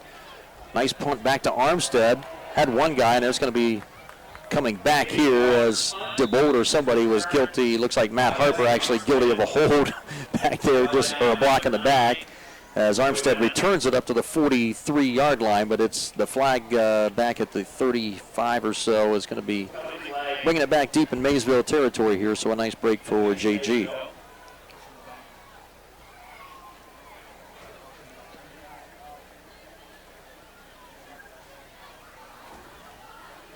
They'll mark it off back to the 25-yard line, so Maysville 75 yards away from the goal line, and no timeouts with now 1:54 to play in this first half of play, but they lead it by 2 touchdowns, 21-7.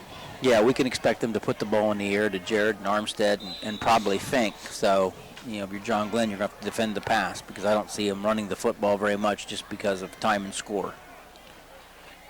A few other scores going on. Sheridan leading Philo 21-0 in the mid to late second quarter. Coshocton on top of Meadowbrook 27-7 in a game of teams near the bottom of the MVL.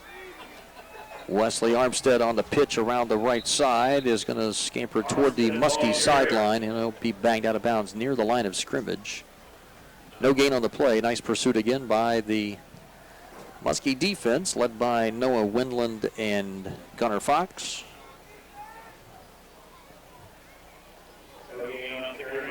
Good one up in Dover, 6-6. DeSales, St. Francis DeSales and Dover in a 6-6 game.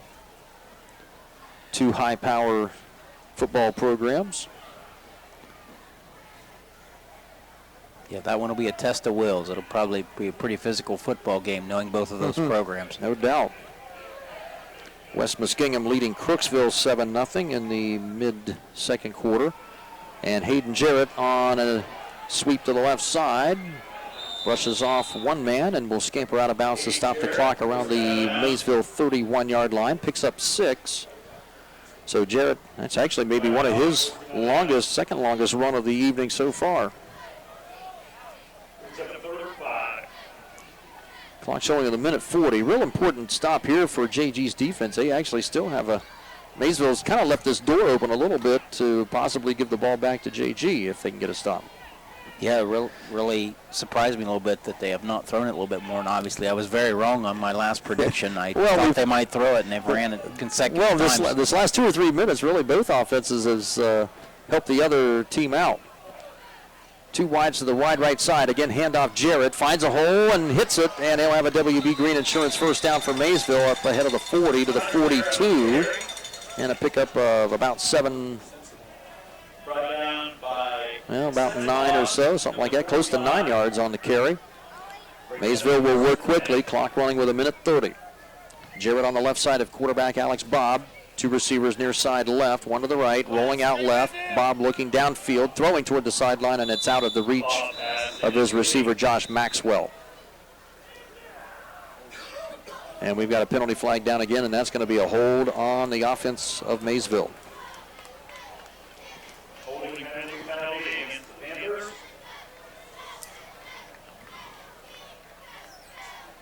I would guess that John Glenn would accept this penalty and move him on back, which they will do.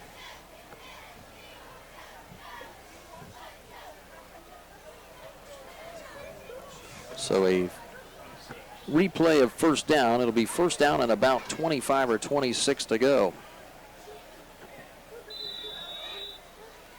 Well, let's see what Maysville dials up here. They've been still semi-aggressive on this drive, even with no timeouts and a 2-touchdown lead, but now they're a little deeper in their territory again. Bob sending Jarrett out to the slot, and Armstead, number 30, will come in kind of bunched as a blocking back toward the right side. And Bob will keep it on the quarterback draw. Up the left side of the 30, run out of bounds by Walker and Noah Windland around the 34 of Maysville, so picking up about 8 yards on that quarterback run. John Glenn, I think, still with 1 timeout maybe remaining. Yeah, out. I think John Glenn has 1. I think you're correct. But they are not electing to use it here. Both coaches now perhaps realizing that offense is futile here in the last few minutes, will regroup in the locker room sooner rather than later. 2 receivers out wide right on a 2nd and 18. And Bob will give it on a delay draw for Jarrett. Jarrett eludes 1 man into the secondary, takes a hit, and is going to be right near the stick of a first down at the John Glenn 48-yard line. And that will be first down Maysville, another WB Green Insurance first down. Clock running at 21 seconds now. Bob will come under center, and he'll spike it to stop the clock. So Maysville not content with 21 points here just yet. Craig Clark's going to roll the dice here a little bit. And can't blame him. He certainly would have a lot of confidence in the way that Bob has played here in this first half. Sure has, and with the large gain there by Jarrett, gives him some options. Maybe he's got time to throw it to her a couple times toward the end zone. You never know what's going to happen. So Maysville now to the line with 17.2 seconds left in this half. 2nd and 10 play after the spike. 3 wide receivers for Bob. He's looking deep left, and he's got a man, and it was open as he blew past Windland at around the 15-yard line. The pass was intended for Sammy Scott, and boy, that had 6-point potential on it if Bob was just a slight bit on target. Yeah, another step, that's a touchdown. That was a bit scary for both sides. Scary for Muskie fans and disheartening for some Maysville folks. 3rd down and 10 now with 11 seconds to go. Ball at the 48-yard line of John Glenn at the left hash. 2 receivers right, DeBolt and Maxwell to the right, Armstead to the left. Out of the gun, empty backfield for Bob again. Heaves it deep down the left side. Muskies are there. This time Windland's in coverage on Armstead. And why not go to Armstead? He's got 2 TD receptions already, plus the interception. And it's incomplete at the 14-yard line as junior Noah Windland had good coverage that time, number 5. Yeah, nothing to risk here if you're Maysville. Just throw that thing up, anything can happen. Great job by Windland defending that pass there. But again, you're right. No harm in going to Armstead. He's had a nice game so far. Well, right now, the question is, will you see another heave with 4.9 seconds left, or will they maybe try and throw short and get some blocking upfield and maybe get fortunate on a shorter play. Bob on a delayed draw. This is Jarrett around the left side. He's got some space to the 40, 35 to the near sideline and stumbles down around the 30. Tripped up by Ryder Rock, the safety. And that will bring us to the end of the half as Jarrett scampers for an 18-yard run at the end of this half to total on to what up to the last couple of plays has been a good defensive effort by John Glenn against Jarrett, the running back. But Maysville has it where it counts as they lead 21-7 over John Glenn at the end of this first half of play. A couple of TD passes for Alex Bob to Wesley Armstead of 32 and 20 yards. And Logan Gilcher, the lone touchdown for JG, a 2-yard run late in the first quarter. So a 21-7 score here is Maysville at 3-3 looking for the win, and John Glenn at 2 wins and 4 losses. Both teams out of the playoff picture right now and desperate for victories. We'll step aside here as our halftime report tonight brought to you by Patrons Buckeye Mutual Insurance on Nash Icon FM and on YRP TV. We'll step aside for just a little bit. For our radio listeners, we'll have the Ohio News Network halftime feature on Nash Icon. And then Richard Hall will take a look at his statistics of what he's got here for both squads later on in our halftime report. Again, sponsored by Patrons Buckeye Mutual Insurance. In the meantime, we'll go back to our radio studio for a White Pillars Christmas House scoreboard update as our halftime report will continue. And a 21-7 game for Maysville here at John Glenn.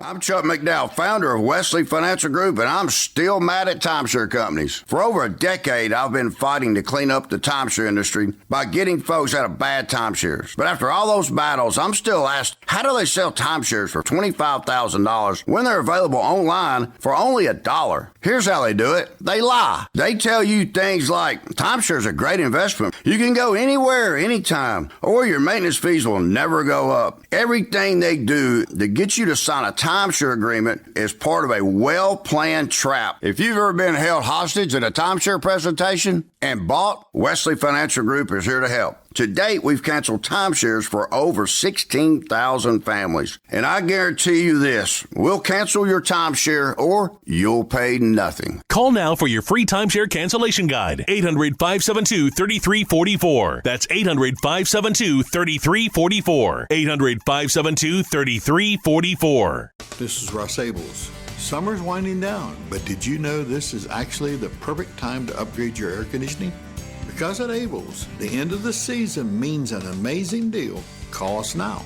We have system financing, and with incentives and extra add-ons available, the savings really add up. It's a great opportunity, our best offer of the season on a new high-efficiency system. For new AC, call Abels now. This is the final week to save. I'm not buying till I check Doan Ford. Most of us are faced with uncertainty every day. Your job, your finances, sporting events, schooling for your children, and so much more. With so much uncertainty surrounding you, there's one auto dealership that you can be certain about, and that's Doan Ford. You can be certain that you'll always get a great deal and the best service afterwards. In business for nearly 60 years has given Doan Ford the reputation of being a strong, reliable dealership. Be certain. Choose Doan Ford. Online at DoanFord.com. White Pillars Christmas House is a proud sponsor of Muskingum County High School football. Located at 7405 East Pike in Norwich, the Christmas House is your one-stop shop for all your Christmas needs. From different collectibles, nativities, lights, gifts, to all kinds of ornaments. Stop in today at this unique, one-of-a-kind Christmas shop. And Merry Christmas. The car is making a strange noise, then the worry starts. Who can we trust to fix the vehicle that won't cost an arm and a leg? TK Auto Service is the answer. They're the area's garage that treats customers fair and repairs what needs repaired. No upsells to drive the cost up. TK Auto Service, east of New Concord and minutes from Cambridge on Route 40. Hey, this is Ted with TK Auto Service. Give us a call at 826-4916. That's 826-4916. Make us your repair service for all your vehicle care. Now located at 16050 McConnellsville Road in Caldwell, Ohio. Patrons Buckeye Mutual Insurance Company is a mutual insurance company established in 1896 for the purpose of providing insurance coverage to rural Ohio. They offer a product to meet your insurance need, whether it is for a farm, rental dwelling, home in town, secondary or seasonal dwelling, churches, or mobile home. They partner with Grinnell Mutual Insurance Company to offer liability coverage to package with their patrons Buckeye Mutual policy. Call today at 638-3604 and follow them on Facebook at Patrons Buckeye. I was sitting in my car and it wouldn't start. I lifted the hood and the engine was falling apart. What would I do? My eyes filled with tears. Then on the radio I heard of West 40 by Pay here, where for a little money down and a little each week, I could have a car, nice, shiny, and sleek. So I walked in the door and I put the money down. Now I got a nice car that I can drive around. West 40 by Pay here will help rebuild your credit. The corner of Dewey and Route 40 in Cambridge, don't you forget it. West 40 Auto Sales, corner of Route 40 and Dewey Avenue in Cambridge, is home of the guaranteed credit approval, with most loans approved while you wait. Go to their website to fill out an online loan application, west40autosales.com. You'll also find their weekly special listed there. From the Ohio News Network, this is the Ohio Education Association Tonight in High School Football. Named Best Sports Program in the Country by the National Association of State Radio Networks. Tonight in High School Football is presented by Beck's Hybrids. Now here's your host, Skip Mossick. And hi again, everyone. Welcome to Tonight in High School Football's halftime report. This evening we'll talk some Western Ohio high school football and the powerful MAC conference with former OSU All-American, NFL All-Pro, and the pride of St. Henry High School over in Mercer County, Jim Lachey. That's next on the Ohio News Network. Every farmer has their reason for why they do what they do. For Becks, it's faith, family, and farming. Since 1937, the Beck family and family of employees have been committed to honoring God and helping farmers succeed. Farming is full of extremes, and we face the challenges with hard work and steadfast determination, delivering quality line of products backed by legendary customer service. We look forward to standing by your side, supporting you as you live out the life you were meant to live.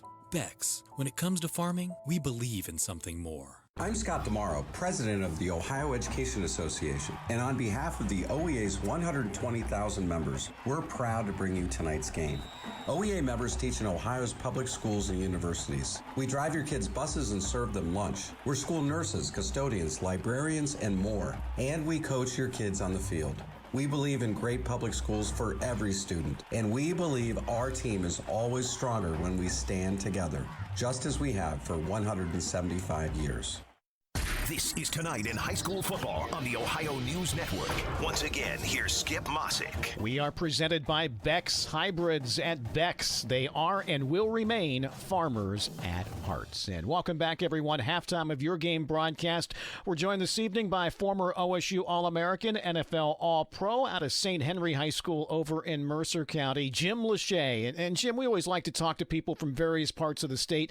Tell us about what Friday nights are like over in Western Ohio, in those small but very passionate communities about their high school football. Well, there's nothing else to do, Skip. So they all go to the football games. A lot of the family members are involved, either cheerleaders or in the band or with some activity. Usually there's a little pickup game of young kids behind the bleachers that like to throw the ball around a little bit. And you got a group of people that'll sit up in the stands, and you got a lot of people that like to stand down on the fence. So there's two different sections. But what we found out when that MAC League started back in 1973, when I was a young guy, that we didn't know if it was going to be any good or not, but it ended up being a heck of a football conference. And Marion Local now has the most state championships of any team. So it's a great conference. It's a great place to grow up and learn how to play the game of football. I was going to ask you about a couple of just perennial powers. You mentioned Marion Local. Yeah. They're obviously unbeaten. Tim Goodwin does a great job there, a fabulous job, heck of a coach.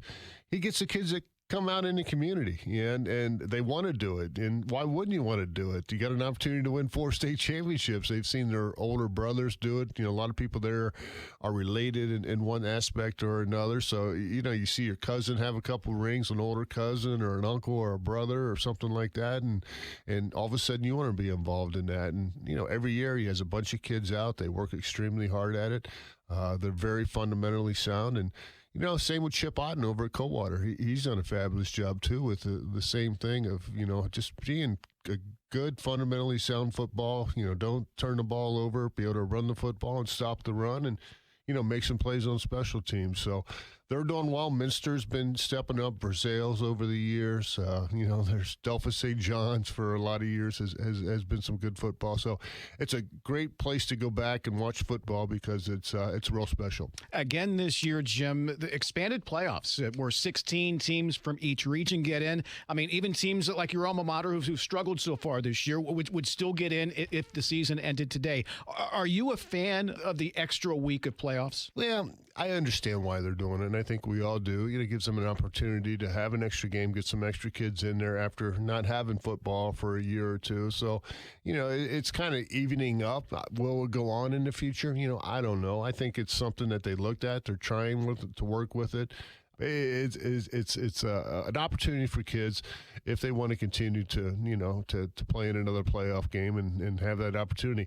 I know as a senior, when my last game was over, regular season, I would have sure liked to have at least one more opportunity to play with the guys and the guys that you played with basically since youth football throughout middle school and then throughout 4 years of high school.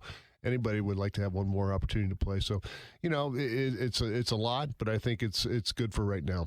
Jim, participation numbers are down in some areas of the state due to a number of reasons. As someone who played at the highest level, I mean, your boys both played, your youngest continues at Iowa. What would your message be to parents who may be uneasy a little bit about their sons playing football? It's ultimately up to the kids, but as a parent, I think that there's certain things about football that you've seen it. I've been involved with it. Yeah, it can be dangerous, but for the most part, it's not. Those are few and far between. It happens. I've had operations and injuries from playing football until I was 33 years old. So but I knew that. I accepted the risk, and I think you go out there and young kids, it's what's tough about football is it's demanding. Practice is not fun. Especially if you're an offensive and defensive lineman and you're not catching the ball, you're not even touching the ball, you're not even looking at the ball. You're just out there learning, in a 3-point stance. So for today's kids, sometimes maybe soccer or kicking a ball or something like that is a little bit more active. But I think the kids that do dedicate to it and like it, will have lifelong friends like I've had and lifelong memories and, opportunities that they've never maybe ever dreamed of if you keep working on it. Former Buckeye OSU All-American, NFL All-Pro offensive lineman from St. Henry High School, Jim Lachey, we appreciate your time. Anytime, Skip. And we'll be right back on the Ohio News Network. Bex recognizes this week's player with heart, Allison Michaels from Bellevue High School, for her commitment and passion on the field and within the farming community. I actually started playing golf because I play softball as well, and the swing from golf to softball was very similar, so I just kind of played it so I had something to do in the fall. Now Allison plays golf full-time. It's her only sport, but it goes well with the rest of her activities, like National Honor Society, Yearbook Committee, and FFA. I participate in more of the LDEs, so the job interview contest, public speaking, different things that I know I can use later in my life that will be important. All tools to serve her well as she works on, get this, her own farmland she rents. I do all the financial work and everything, and then I also do all of the harvesting, planting, everything that's involved in it. It's strictly my operation. At Bex, we are and will remain farmers at heart. This is ONN. All right, thanks once again to Jim Lachey for joining us this evening. Enjoy the second half of your ball game. I'm Skip Mossick on the Ohio News Network. This has been the Ohio Education Association Tonight in High School Football, presented by Bex Hybrids from the Ohio News Network.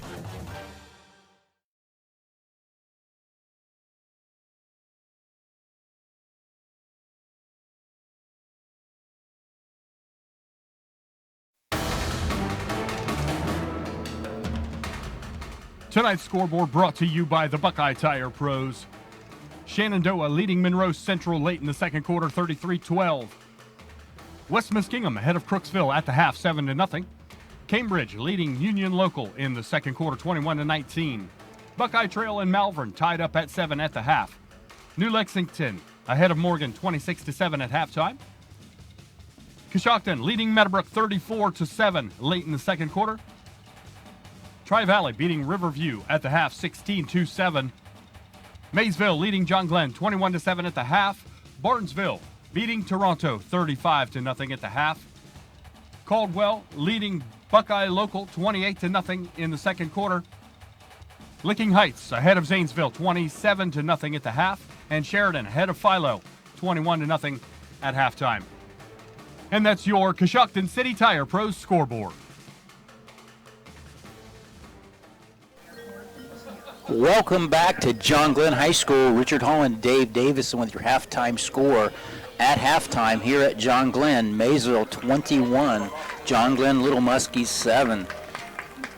John Glenn had some opportunities, but we're not able to capitalize, and Maysville is ahead 21-7 here at the half. Statistics for the first half, John Glenn is led by sophomore Lincoln Gilcher with 12 carries, 50 yards. Has been the bulk of their offense. But, Maysville has done a great job tonight of controlling this game.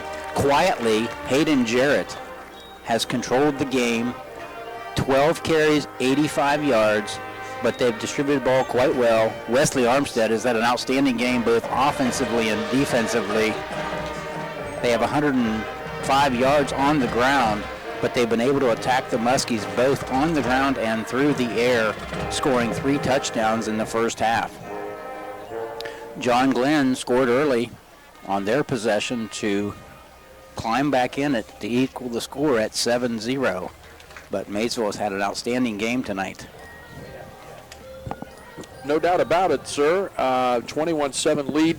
Muskies have moved the ball a little bit with Jake Johnson here offensively fairly well. Just have the same trouble that they've had throughout the seasons, really just kind of stringing 2 or 3 positive plays together in a row. They really have. John Glenn had a really good offensive output in the first quarter. 80 yards on the ground. Gilcher 9 carries, 38 yards. As you alluded to, Johnson was pretty effective in the first quarter. 3 carries, 3 for 5 through the air, 31 yards, and all those catches, 3 catches of 14, 23, and 31 of the 31 yards was Nathan Walker. But things went stale in the second quarter for the Muskies. Got very little done offensively, while Maysville controlled this game in the second quarter.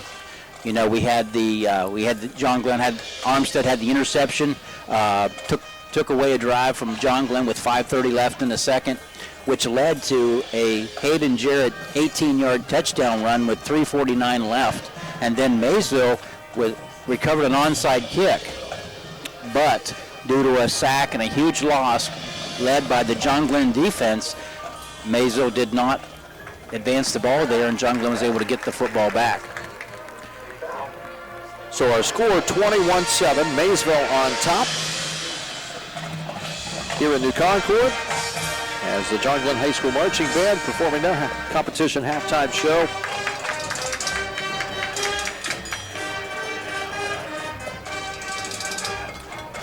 You can catch this game too on, if you want to see it on YRP TV later, you can always catch it at yourradioplace.com. Full schedule of our games of the remaining schedule, weeks 8 through 10 remaining.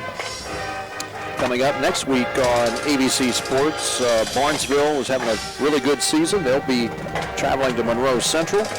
Warren will be at Cambridge. Tri-Valley will be matched up against Philo, and that will be our Nash Icon game of the week next week. Tri-Valley and Philo over at Sam Hatfield Stadium. And Fort Fry, a powerful Fort Fry team, will be traveling to Caldwell, who has rung up a lot of points on some weaker opponents this year. So that looks like that game, Richard, I think next week, Fort Fry Caldwell promises to be a high-scoring affair, I would think. So those are feature games in week number 8 of next week's schedule, as both teams now will make their way back to the field for second half action. Maysville on top by 2 touchdowns, 21-7. We'll take a look at another set of scores from some other high school games going on in the area when we come back on Nash Icon FM and on YRP TV. Stay with us. Our halftime report continues, sponsored by patrons Buckeye Mutual Insurance. In your time of need, will you be happy with your cut-rate car insurance? Will you have the coverages you need? Valentine Insurance is dedicated to protecting you and your family when you need it. As an independent insurance agency, we have partnered with many reputable insurance companies who even have local claims adjusters to provide you with unbeatable service. Are you going to trust a talking lizard to help you with your claim? Really? Don't let this happen to you. Trust the professionals at Valentine Insurance. Call 994-1776. This year, the Southeastern Med Cancer Services team is celebrating 30 years of being accredited by the National Commission on Cancer.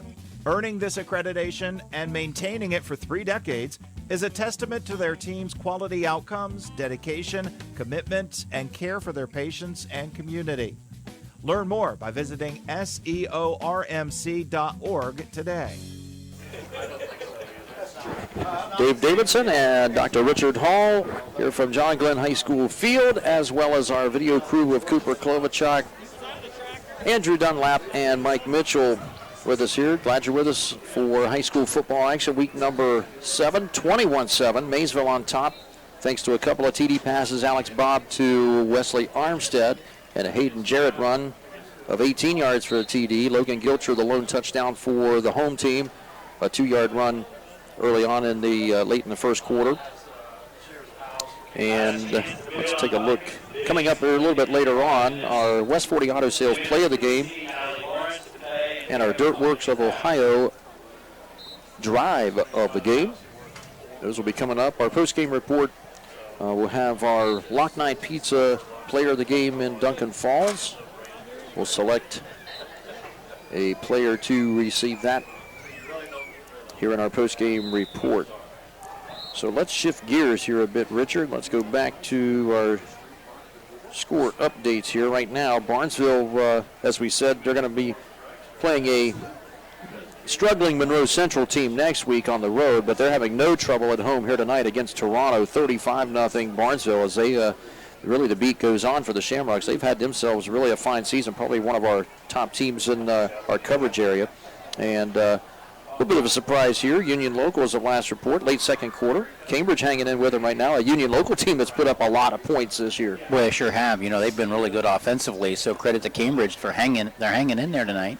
19-14 that score. Union Local, as of last report, leading late second quarter. New Philadelphia up 14-0 on Madison out of Mansfield.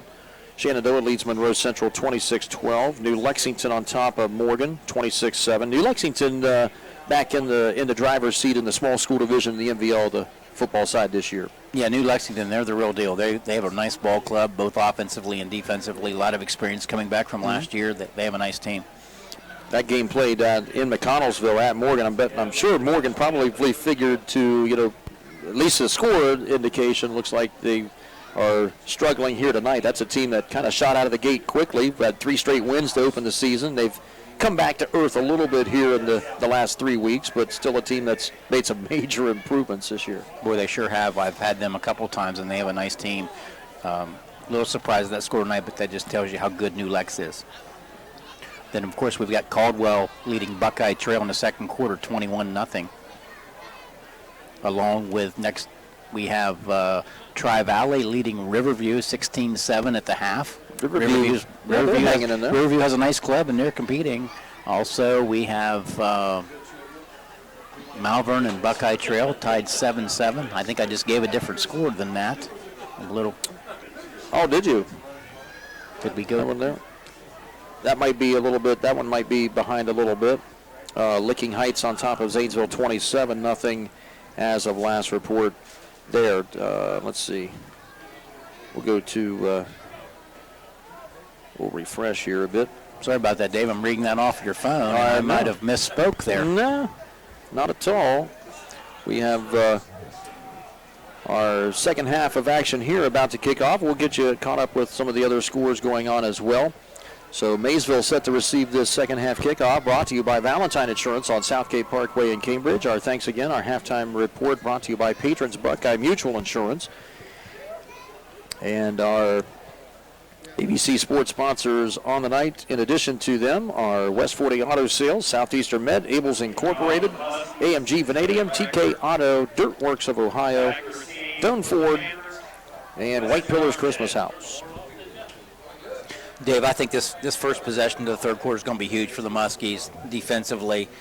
You know, they're going to have to get a stop. The last thing they need is to be down 28-7. So in any athletic contest, you know, coaches talk about the first 3 minutes of the third quarter being one of the most important phases of the game, and that's definitely the case for the Muskies tonight. Yes, it is, and here is the kickoff by Evan Rector, and it'll be fielded at the 16, and that's Fink, and he'll be hammered out on the far sideline around the 28. 12 yards on the return for Cohen Fink. So we'll see what Craig Clark and this Maysville Panther offense dials up here to start quarter number 3, leading it by 2 touchdowns, 21-7. Well, if you're Maysville, I think you'll keep doing what got you the lead tonight, and there'll be a good mix, I think, of run and pass from Maysville here and start the third quarter, because they've had success doing both. So I think they'll probably stay pretty aggressive, and I think they'll stay balanced.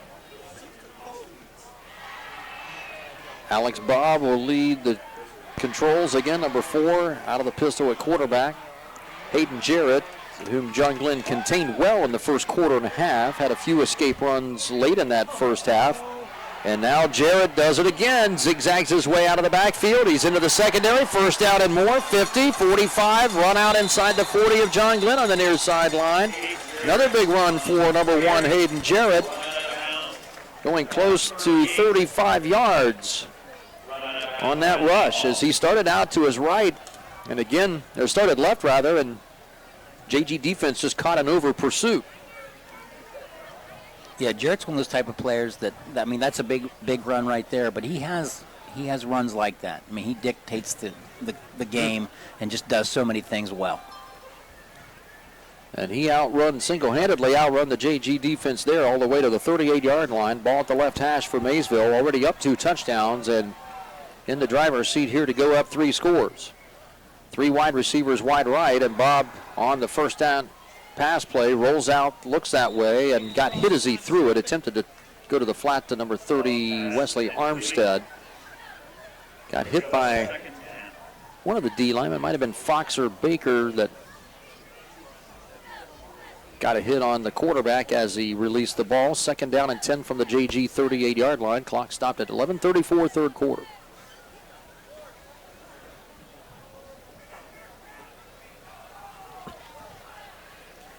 The Maysville offensive line of Connor Lumen, Trenton Pitts, Marshall Hurdle, Kyle Dennis, and Austin Stotts across the front. Doing a better job here. They've been outsized most of the year as they are tonight, but they've done a fair job of opening up some holes. Bob again rolling out, throws high. His intended receiver incomplete at the 35 of John Glenn. And I think that was maybe Harper. Sammy Scott, the intended receiver. There is a penalty flag down on the opposite side of the field from where the pass was thrown. And the JG defensive side. Any indication, Richard? They're talking to JG's coaches. I think it's an ineligible receiver downfield. Okay, yep.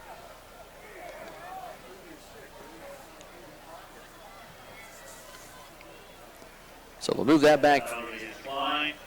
Okay, they will decline the penalty instead. They'll take the incomplete pass. Third down and 10 now coming up from the 38-yard line as JG elects to take the down after the second straight incompletion by Bob. And I don't know if we've been able to say that at all tonight until now. Not very often. He's had great success tonight throwing the football. He's found Wesley Armstead at his convenience tonight. Armstead's in the slot on the right side with another receiver, and Bob looking that way. Now comes back to his left, throws to the flat. That's Jarrett. Nathan Walker greets him up high and hard and will hit Jarrett for a loss back just past the 40. Loss of 3 yards on the pass play as Walker closed in quickly on Jarrett.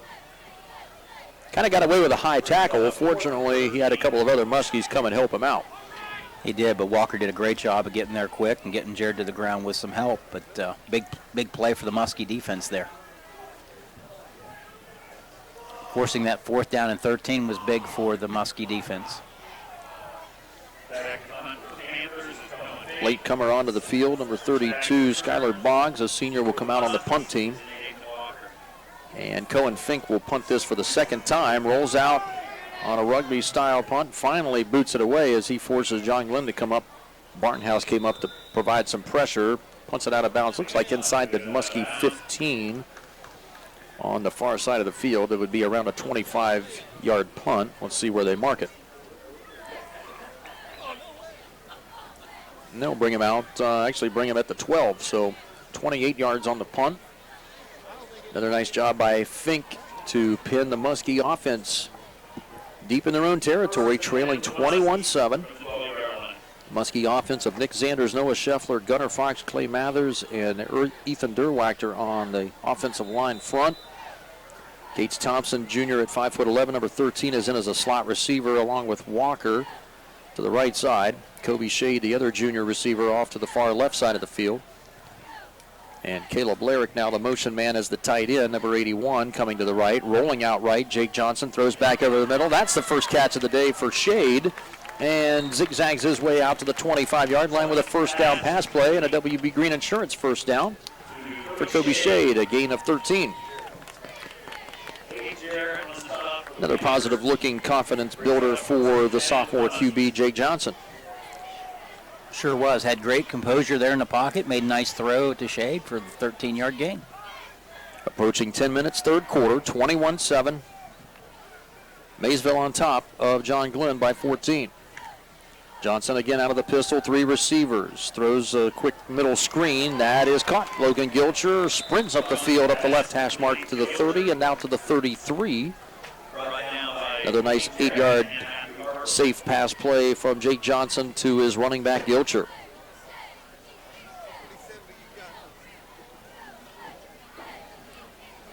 You can see John Glenn may have changed their philosophy just a little bit, letting Johnson throw it, getting it to their people in space.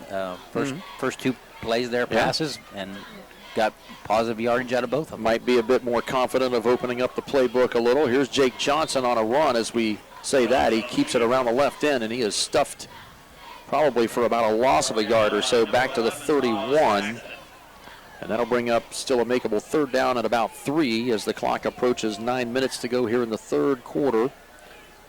Kind of a must. You feel like every 3rd down's almost a must 1st down for John Glenn. They've got Shade and Thompson, 17 and 13 to the near side right as receivers. Walker is the solo ISO on the left side. Fake handoff. Johnson rolls out, throws out the tight end. Larrick with the catch and takes a hit shy of the 40-yard line and decides to carry a few more. Panthers another 4 yards with him up to the 43-yard line. A WB Green Insurance 1st down for the Muskies after, we'll call it a gain, looks like about 11.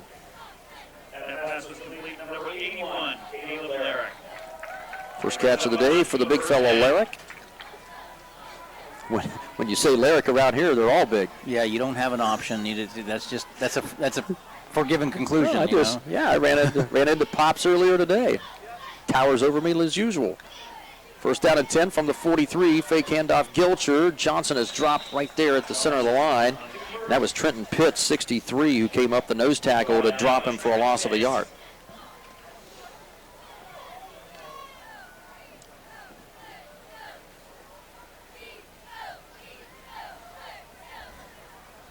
Yeah, John Glenn's just changed their philosophy just a little bit here in the 2nd half and having some success with what they're trying to do. Not a positive gain there, but like the way they're trying to get the ball to their athletes in space.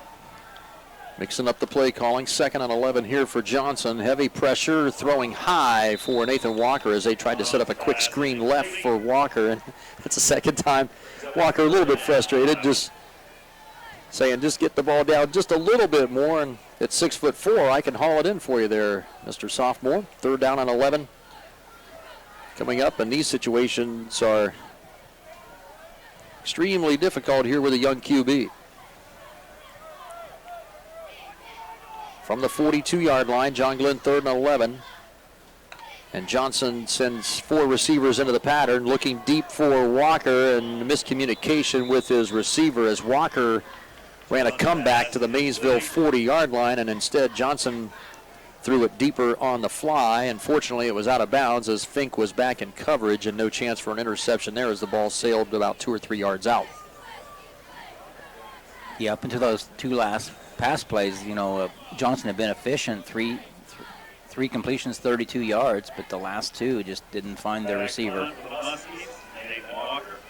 And the Muskie punt team comes out now again as Nathan Walker will punt it, standing back at his own 30. 7:40 to go, 3rd quarter. 21-7 lead for Maysville, and they'll get the ball back here. A high snap to Walker. And this time he sends a spiraling beauty that will backpedal the return man Armstead as he lets it go inside the 10, and the Muskies will down that inside the 2-yard line. That's a great punt by Nathan Walker as he makes up for his shanked effort of only about 11 yards earlier, and he blasts this one and pins Maysville 98 yards from the goal line. Which you alluded to, that last one, that short punt was a fluke, and he proved it right there that you know exactly what you're talking about in terms of his production this year as a punter. Punted that one a little bit angrily, I'll bet. 7.5 minutes to go here in this 3rd quarter. Maysville now, actually they pinned that down just about the 1-yard line, maybe just outside the 1. Little tough angle from our vantage point here, but nonetheless, they are very deep, and right now the Muskie defense is probably thinking about pinning their ears back, and what they better be finding is number 1 back there in the backfield, and that's Hayden Jarrett, who has popped off about 3 or 4 big runs here in his last half a dozen carries. Play clock coming down to 1, and I think we have a timeout by Maysville. Of course, at that point, you could really take the delay of game penalty and this would be about a 2 or 3 inch penalty, I suppose, at that point, but they elect to use one of their 3 second half timeouts. 7:28 to play in this 3rd quarter. And we will keep it here for the moment. Alex Bobb has been one of the stars of the game here, along with Wesley Armstead. Boy, what a game that young man's had. 2 pass receptions, an interception, and a special teams play. Yeah, he's just solid. I mean, in every phase of the game tonight, and this isn't the first game he's played well. This isn't a surprise. We knew coming in that he was one of their people they could count on to be consistent and play well, and he's certainly proven that throughout the year, but in particular tonight. No doubt. A couple of other scores in the MVL. Sheridan up 28-0 on Philo. Philo, let's see. Who did I say they were playing next week on right here on Nash Icon FM? Forgotten their opponent already. Oh, I forget who you said, Dave. That's well good. I didn't. I don't feel so bad now. I didn't write it down. Everybody else probably listening remembers, but the 2 of us. Philo and Sheridan, I think it might be next week. Penalty flag down again. It's a dead ball. It's a false start against Maysville. So, not going to matter a whole lot. They might just nudge the football back an inch or so. And it will remain 1st down and 10 yards and 2 inches. Fink and Jarrett are in the backfield, both to the left of the quarterback, Alex Bobb, out of the pistol. And this is a quarterback keeper all the way to the left side, and he's going to be stacked up near the line of scrimmage, and his forward progress, I think, just did get him out. No, they say safety. Did not get out of the goal line area. And the line judges making the safety signal right away. And a 2-point play for John Glenn. So the score anteed up now to 21-9. Maysville on top now by 12 with 7:22 to play in this 3rd quarter.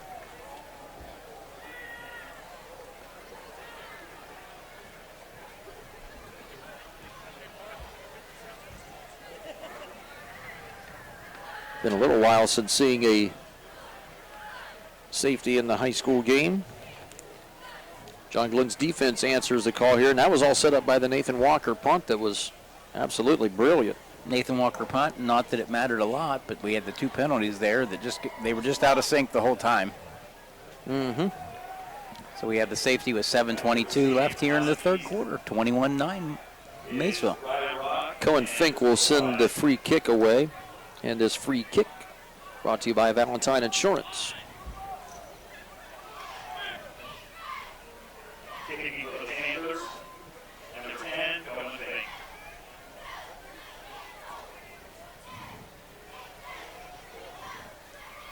West Muskingum up 14-0 on Crooksville. Coshocton leads Meadowbrook at the half, 34-7. Free kick, bounces. Ryder Rock at his ankles, tried to scoop it up on the run, and wisely Nathan Walker, the veteran player, senior, comes in and pounces on it at the 43-yard line to save disaster for John Glenn. Yeah, and Walker's experience shown through right there because he didn't try to pick it up and run. He just covered it up, get possession for the Muskies. Great play by Nathan Walker. Once again, as we would expect from that young man, New Lexington leading Morgan 26-7. And Tri-Valley now on top of Riverview 30-14. Also third quarter scores. First down and 10 play here for the Muskies from their own 44. Trips receivers left, one to the right. Quick throw, Johnson out to the flat. It's caught by, is that Thompson? Thompson, number 13, with the catch, but no gain on the play. Actually lost a yard on it. Maysville was out there quickly. Jarrett, who else? Jarrett was flying out there along with Armstead and Matt Harper.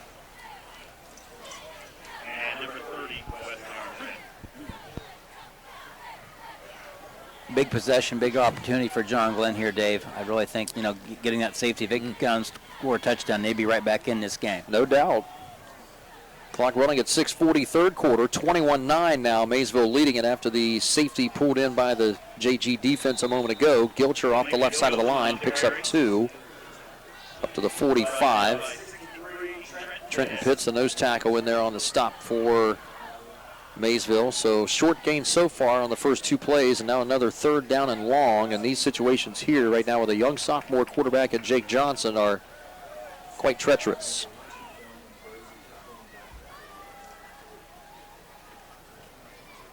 John Glenn still remaining patient, getting exactly the play called they want. Nathan Walker is out to the near side as a receiver, along with Cannon Fox, number 7, a sophomore, to the wide right side. 2 other receivers left, Thompson and Shade. And a little quick screen. This is Thompson again. Thompson comes back to the ball. Nice job, past the 50, and I think his forward progress will get him maybe just to the first down marker ahead of the 46-yard line. That was Kobe Shade, not Thompson, excuse me. Shade 17 with that grab. Gain of 9 on the pass play. Trips receivers again for John Glenn to the short side left. Fake handoff and a quick throw out to Thompson. This one's going to lose a yard or 2. Quick throw out there, but just no room. At short side of the field, over with the ball over on the left hash, a little more difficult to find some space, and Thompson ran out of real estate there as he caught the ball but couldn't stay in bounds. Loss of a yard. That will stop things at 5:36 to play, third quarter, 21-9. Maysville on top here in New Concord over John Glenn.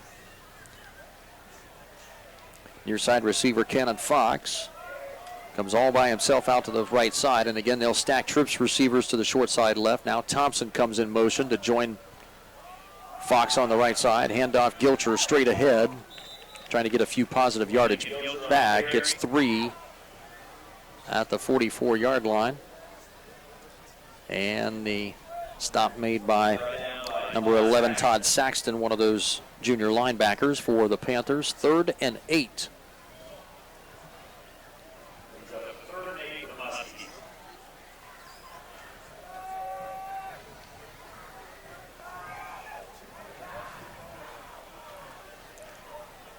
Jake DeMatteo is in there, 78, at right tackle tonight.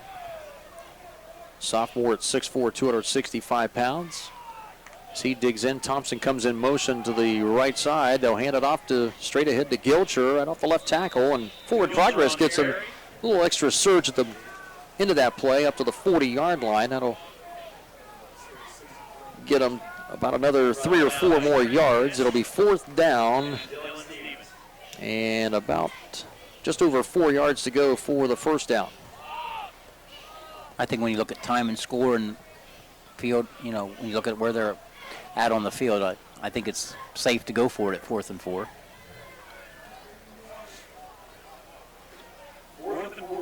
Hayden Jarrett looks like maybe he might be just a little bit shaken up on that last play. He comes out as Alex Bobb, number 4, comes in. The offensive quarterback will come in at linebacker and replace Jarrett for the moment. Jarrett still trying to work out a little bit of something, maybe a helmet problem.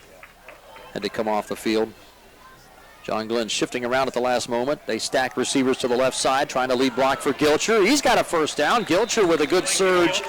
And a nice job by that left side of the offensive line, plus Larrick, the tight end, and his couple of receivers over there. Thompson, in particular, providing some lead blocks for Gilcher and gets him a gain of 7 and a WB Green Insurance much-needed first down for JG. Great blocking up front by the Muskies, but give Gilcher credit as well.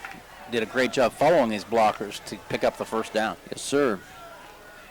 33-yard line of Maysville. Muskies down 12 points with just under 4 minutes to go, third quarter.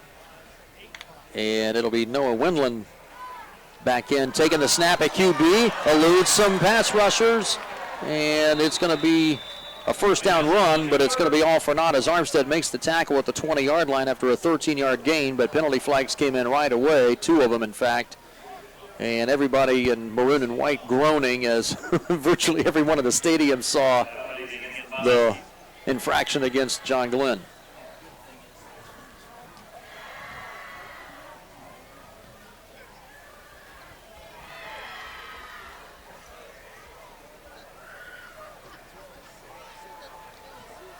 And that'll be a 10-yard mark off from the spot of the foul. So it'll be first down and about 13 to go here for John Glenn, nullifying what was a good run from Noah Wendland, the junior who is back in at quarterback now for the second time, leading the offense. He has Ryder Rock to his right, Gilcher to his left side as running backs, and Larrick, the tight end, comes in motion left. Fakes it to Rock. Wendland on a keeper. Finds some space out to the left side into the secondary and bang down around the 26. Nice run for Wendland. Pick it up close to a little about 11 yards, maybe 12. Good run for Wendland. We have not seen him attempt to pass this season. On the season, just the 1 touchdown pass. He's had 10 interceptions, so he has struggled with his accuracy when he's thrown the ball, but right now just a runner as Rock and Gilcher will remain in as running backs on either side of him. Again out of the pistol set. Quarterback keeper again. Good blocking up front for JG, and Wendland finds a hole between center and right guard and picks up a WB Green Insurance first down up to the 21-yard line after a gain of 4 more. So right now, looks like, Richard, John Glenn finding a little lightning in a bottle here with number 5 calling the signals. Well, he is, and he has great size, and he has success this year running the football. So this gives him another weapon, another change of pace, I guess I would say. So, yeah, Wendland's done a nice job picking up positive yardage for the Muskies. First down and 10. John Glenn at the Maysville 21-yard line, down 21-9. And Wendland again on the option keepers, trying to get to the far sideline, stays in bounds, and will tiptoe his way up near the 17. Let's see, they'll mark him at the 16. Another good 5-yard gain. Didn't look like much, but instead turns it into a 5-yard gain. There was not a lot of room to work with over there. Did a great job using his body to lean forward instead of falling back for a couple extra yards. Mm-hmm. Third quarter, late third, minute 40 to go. Muskies trying to get back within a 1-score game. Quick throw out to the left flat, and that's caught. And I'm trying to see if that's Thompson or Walker. That's Nathan Walker. He's inside the 10. That's going to be another WB Green Insurance first and goal as the Muskies dance their way just short of the 5-yard line of Maysville.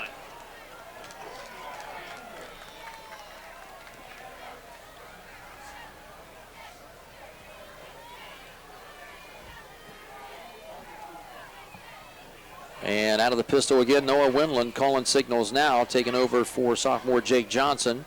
Fakes the handoff, tries to find some space up between the guards, and only picks up one. He'll be stopped just ahead of the 5-yard line, gains about a half yard or so before bottled up by that defensive line of Trenton Pitts and Dylan Stevens.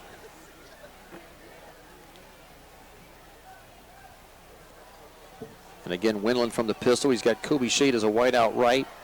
Walker to the left side. Larrick, the big 6'4" tight end, remains as an extra blocker. And Winland throws a quick one. And it is, did he catch it? Did Walker come up with it? Yes, he did. Touchdown, John Glenn. Hard to see from the box side, but dives toward the pylon. And that throw was low, right where only his man could get it. And Winland on his first pass attempt hooks up with a rare touchdown pass this season for Noah Winland and gets the Muskies to within 21-15 with just under a minute to go in this third quarter.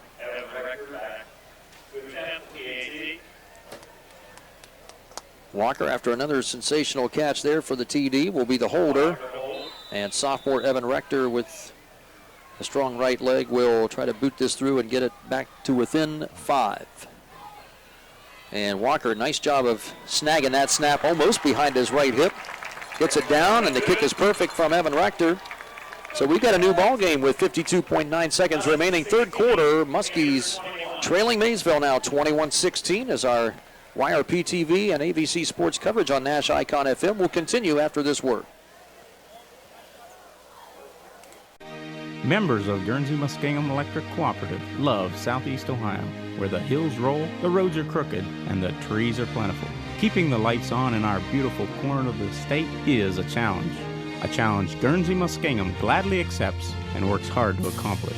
Safety and reliable electricity at a reasonable cost are always our top priorities. It's our way of keeping the lights on for all members of Guernsey Muskingum Electric Cooperative, a Touchstone Energy Cooperative.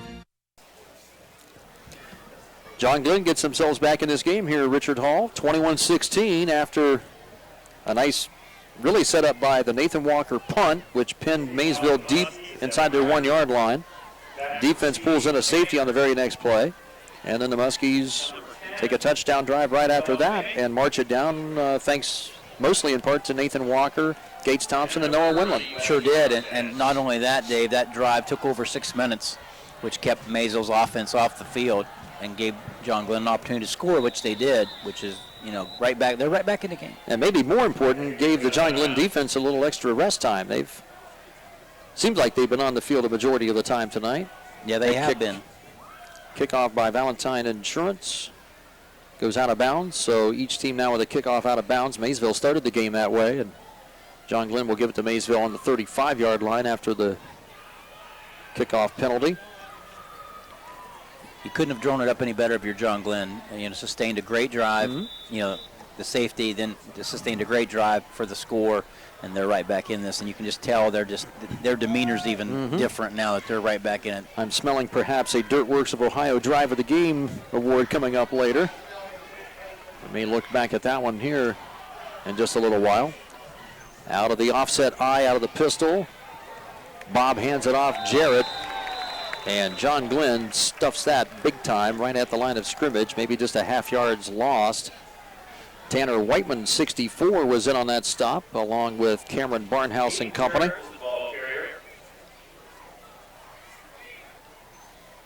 So right now, a couple of new defensive linemen staggering on either side of Blandon Baker. 70 for Nick Zanders, who started the game at DN tonight. And now Tanner Whiteman, just a sophomore, 64 on that right side. See what Maysville draws up here. Play clock down to 3. They're going to have to hustle this one, and Bob does get it off in time. Fakes the handoff to Jarrett. Pursued, throws toward the sideline. Catch is made. Was it inbounds? Yes, it was. That's a first down. A WB Green Insurance first down for Maysville at the 48-yard line. And a really good-looking Tough rollout pass play. Starts to his left and then turns, circles back, rolls right and throws. And that's a lot of territory to cover and a long throw, really, almost from the left hash to the right sideline. But Bob got it done. Yeah, it was a great throw, like you said. Great completion right there. 14 yards on the pass play. And a new set of downs for Maysville. Clock stopped at 0.7 seconds. This will be the final play of the period. And then we'll go to our scoreboard update. On the snap, delayed draw, Jarrett. Great play, wrapped up Cameron Barnhouse, wrapped up Jarrett immediately, and he'll lose a yard back to the 47-yard line. That's a great tackle by the linebacker for John Glenn, number 3, as we close out quarter number 3. Maysville 21, John Glenn 16. Our scoreboard update brought to you by White Pillars Christmas House as we go to it right now. Tonight's scoreboard brought to you by the City Tire Pros. In the third quarter, West Muskingum leads Crooksville 14-0. Malvern beating Buckeye Trail in the third quarter 14-7. New Lexington ahead of Morgan 26-7 in the third. Tri-Valley beating Riverview 23-14 in the third quarter right now. Maysville ahead of John Glenn 21-7 in the third. Burnsville beating Toronto 42-0 in the third quarter. And Sheridan ahead of Philo 21-0. And that's your City Tire Pros scoreboard.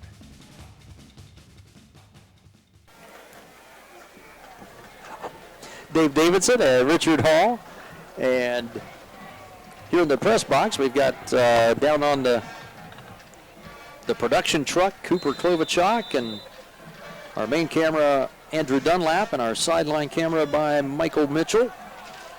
3 quarters in the books, 12 minutes left here, Richard, at a 21-16. John Glenn with all the momentum in that third. Boy, sure did, and statistically we'll talk about that in a little while. The numbers don't lie on that. Bob rolls out right, nobody open, as Tyler DeBolt was covered well by Ryder Rock. Throws it out of bounds, incomplete. So a third and about 10.5 to go for Maysville at their own 48-yard line. So right now, this defense, you can tell, I think you said it a few moments ago there before the end of the quarter, Richard, a little bit more dance in the step of the home teams right now. Yeah, sure has. And, statistically speaking, the John Glenn offense had a great quarter. Josh Maxwell, Wesley Armstead, watch him, number 30 in the left slot. 2 other receivers, Fink and Sammy Scott to the right side. They throw it out to the flat to Jared. Jared has the catch. He's hit around the 44, struggles forward. He's going to be near a first down as Cameron Barnhouse wraps him up at the ankles. And let's see. They're going to mark him short. It looks like maybe a length of the football. The officials having to look toward the sideline. They're going to bring the chains out here, and they're going to take a look to see just exactly if he is short or if it is a first down. First measurement we've had tonight.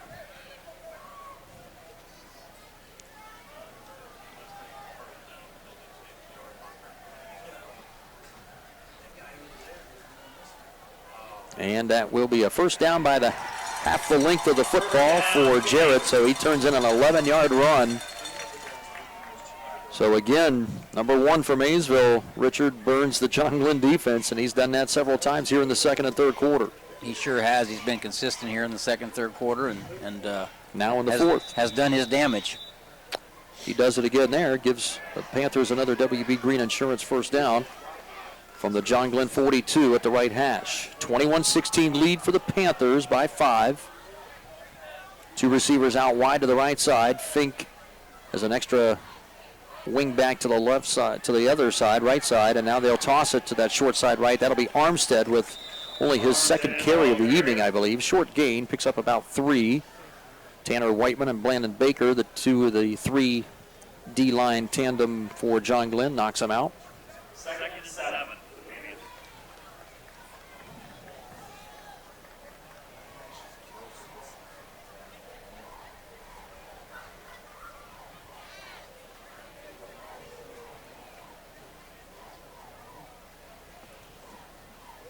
Alex Baum getting the play call directly from Coach Craig Clark.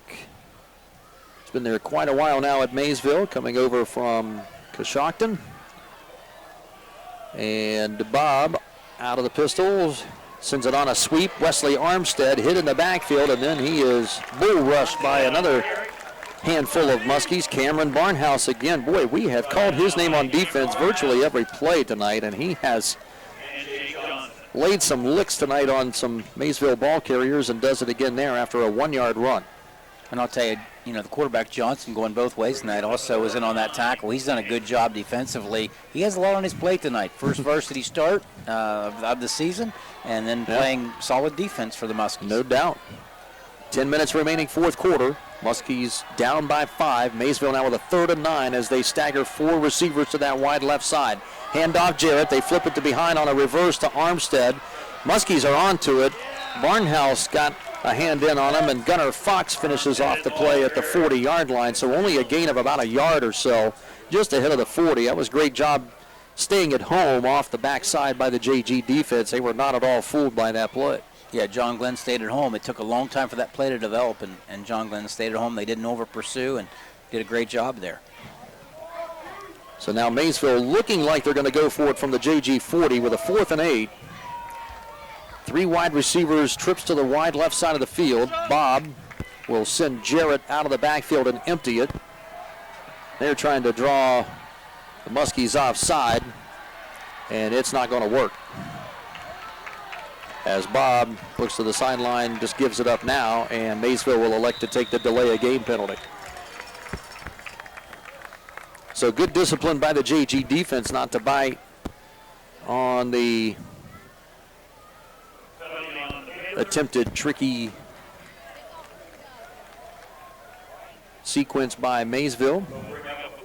So Maysville punt team will come on. Cohen Fink will be kicking it away now. This will be his 3rd punt of the night. Nathan Walker is back deep to receive it, along with Christopher Wise. And we've got an official's timeout at the moment. We got a penalty. I was going to say, it looks like there's an awful lot of Muskies out on the field. I think they have 12 out there. 6, they sure do. There's 12 men on the field. That'll be 5-yard penalty against John Glenn. Right before that flag was thrown, I'm kind of looking, it's like, boy, that looks like a CFL team out there. And it was for the moment. So the ball moved ahead to the 40, now a 4th and 8 again, but Maysville still looking to punt it. Cohen Fink now just standing a yard behind the 50-yard line. Runs rugby style toward the right sideline and boots it away. Bounces at the 11, takes a John Glenn bounce backward. It'll be down to around the 15 or 16. So a 24-yard punt, about a 23, 24-yard punt net for Maysville. John Glenn takes over down by 5 points here, Richard, with 8:51, still plenty of time. And the offense, interesting to see here kind of offensively what they will do. Will he stick with Wendland? Wendland produced a touchdown drive last time. Yeah, they had great flow last possession, and be interesting to see what they do. Well, they got Jake Johnson back out on the field. The sophomore at 15 will take snaps at least for the moment. Logan Gilcher, 27, is the running back, 2 yards behind the quarterback. Shade the wide out to the left. Walker and Thompson out wide side right. Handoff Gilcher, big hole up the middle. Gilcher runs, is hit by Armstead, the linebacker, but not until he gets to the secondary of Maysville and plunges ahead for a WB Green Insurance first down and a gain of 17 for Logan Gilcher. That was a gaping hole between Gunnar Fox, the center, and left guard. That's a different left guard in there right now, and that is Noah Scheffler, wearing 50 tonight instead of 76, his traditional 76, so still in there. A couple yards gain there for Gilch. Gilcher's a streaky runner, Dave. Like, he had 16 yards the entire 3rd quarter and had 17 on that carry. So, he can explode can explode on big runs at any time. Well, if the offensive line opens up a hole like they did 2 plays ago, you could be a pretty good running back in that situation too. Thompson, they throw the flare screen out to the right side, but Maysville plunges on top of it. Thompson with nowhere to go there as he's going to lose yardage back to the 30-yard line, so that'll bring up a 3rd down and a long 12 now for John Glenn as Thompson was swarmed under quickly. Johnson's having just a little trouble tonight getting the ball down. It's a little high, and it's making it tough on his receivers to, do anything after the catch. You're right. We've seen it. Walker a couple times. Most of the time they've been incomplete, but a couple of other times Walker and Thompson both have turned in really pretty great efforts, heroic efforts, just to bring the ball down and make the catches. But like you said, almost in that situation there, you almost wish the ball would just sailed high and went incomplete. So now Johnson in a precarious situation now, and Coach Matt Edwards will burn one of his 3 second-half timeouts to talk about it. With 7:06 to play, 4th quarter, John Glenn trailing Maysville 21-16. Big 3rd down play coming up for the Muskies when we come back after this 30-second timeout on Nash Icon FM and YRP-TV. How can you select from insurance companies offering you lizards or ducks?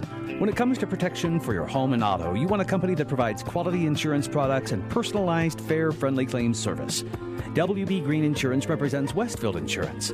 Their reputation is based on sharing knowledge and building trust.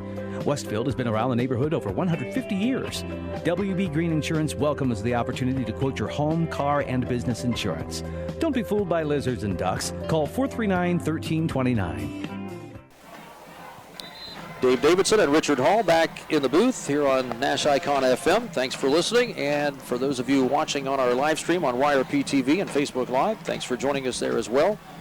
Cooper Klobuchar running the controls on the video side with Mike Mitchell and Andrew Dunlap on the cameras tonight. Nice job, fellas, as always. Trying to work through some difficult Wi-Fi issues at times at some of our high school venues, but always working hard to bring the best coverage. Throw over the middle, nearly picked off by Wesley Armstead at the 49-yard line. Nathan Walker, the intended receiver. Armstead knocked it down. That was right in the breadbasket for Armstead. He's caught everything else tonight. I can't believe he didn't catch that one.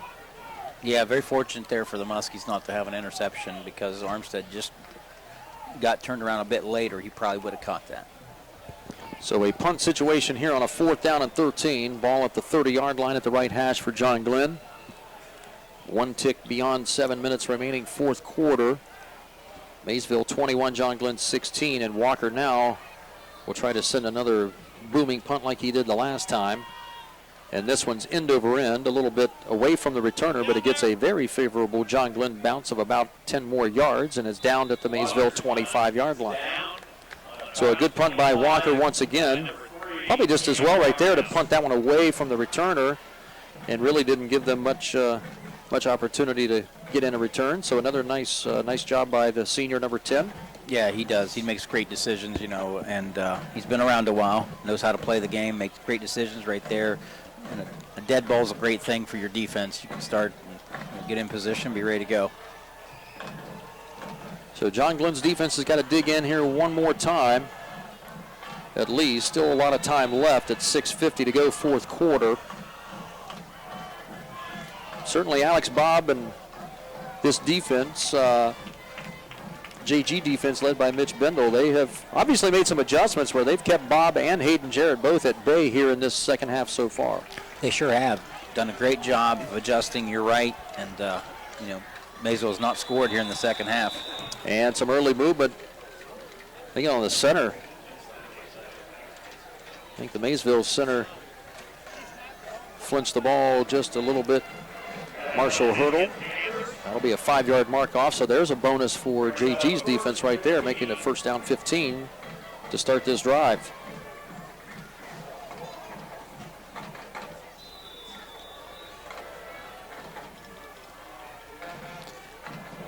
And the penalty day preserves time because the clock's not running. So yeah. Double bonus for JG's defense. Bob again out of the pistol, sends Jarrett out to the right as he pitch it his way, and Jarrett is swarmed under after a short gain out to about the 32.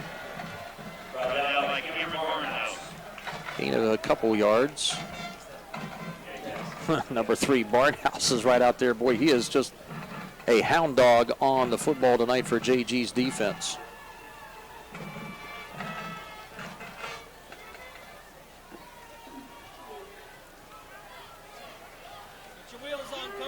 Wide receiver Armstead out to the wide left side of the field. DeBolt and Maxwell to the near side right. And looking that way. Oh, and Walker jumped up in the air and nearly had himself a pick. And he had a lot of real estate out there in the left flat to take it to the house. The intended receiver was Armstead on a slant right there as they had man-on-man coverage right there, Richard. And Walker, boy, I'm sure he's got to be just really hating himself right now that he didn't hang on to that one. Yeah, he'd like to have that one back because that one had a touchdown written all over it if he gets that, because there wasn't anybody between him and the end zone.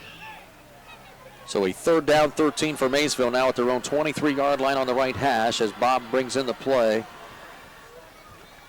And this JG defense has captured the momentum for the most part here in this second half so far. Let's see what Maysville dials up on 3rd and long. Rolling out to his left is Bob under some pressure, scrambles back into the pocket, being chased down, and is going to be tackled by the ankles. Guess who? Cameron Barnhouse again with a sack. One-on-one tackle inside the 25-yard line for Cameron Barnhouse. And boy, he has had himself a night and pulls in another stellar defensive play and forces a Maysville punt now with the clock running at 5:40, 4th quarter.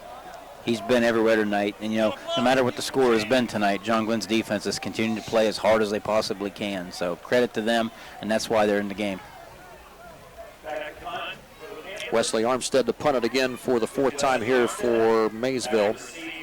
And Walker just a few yards behind the 50-yard line to receive this. So John Glenn should get some pretty decent field position either way here. They'll kick it, trying to kick it away from Walker. That ball takes a really hard skip, and Walker will fall on it back at the 31-yard line. Had a chance. That ball really just took a bad bounce on Walker as he had really plenty of opportunity to pick it up and try to get a return out of it, but a good Maysville bounce there as they felt like they needed. And the Muskie offense will start 69 yards away from pay dirt with 5:09 to play in this 4th quarter, trailing 21-16. Reminder that all spectators are not permitted on the field before, during, or after the game. So the Muskie offense on the field now, and Noah Winland is back at QB, and he will try and spark the offense here once again as he did on that 3rd quarter touchdown drive for John Glenn. Gilcher is in on the left side, and Ryder Rock, a pair of sophomore running backs on the left and right, respectively, of junior QB Winland. Gates Thompson and Walker, the receivers. Larrick, the motion man, tight end, following the right side. Winland carries it, follows some good blocks off the right tackle, picks up a handsome 5 or 6 yards up to the 37-yard line. Good 1st down play.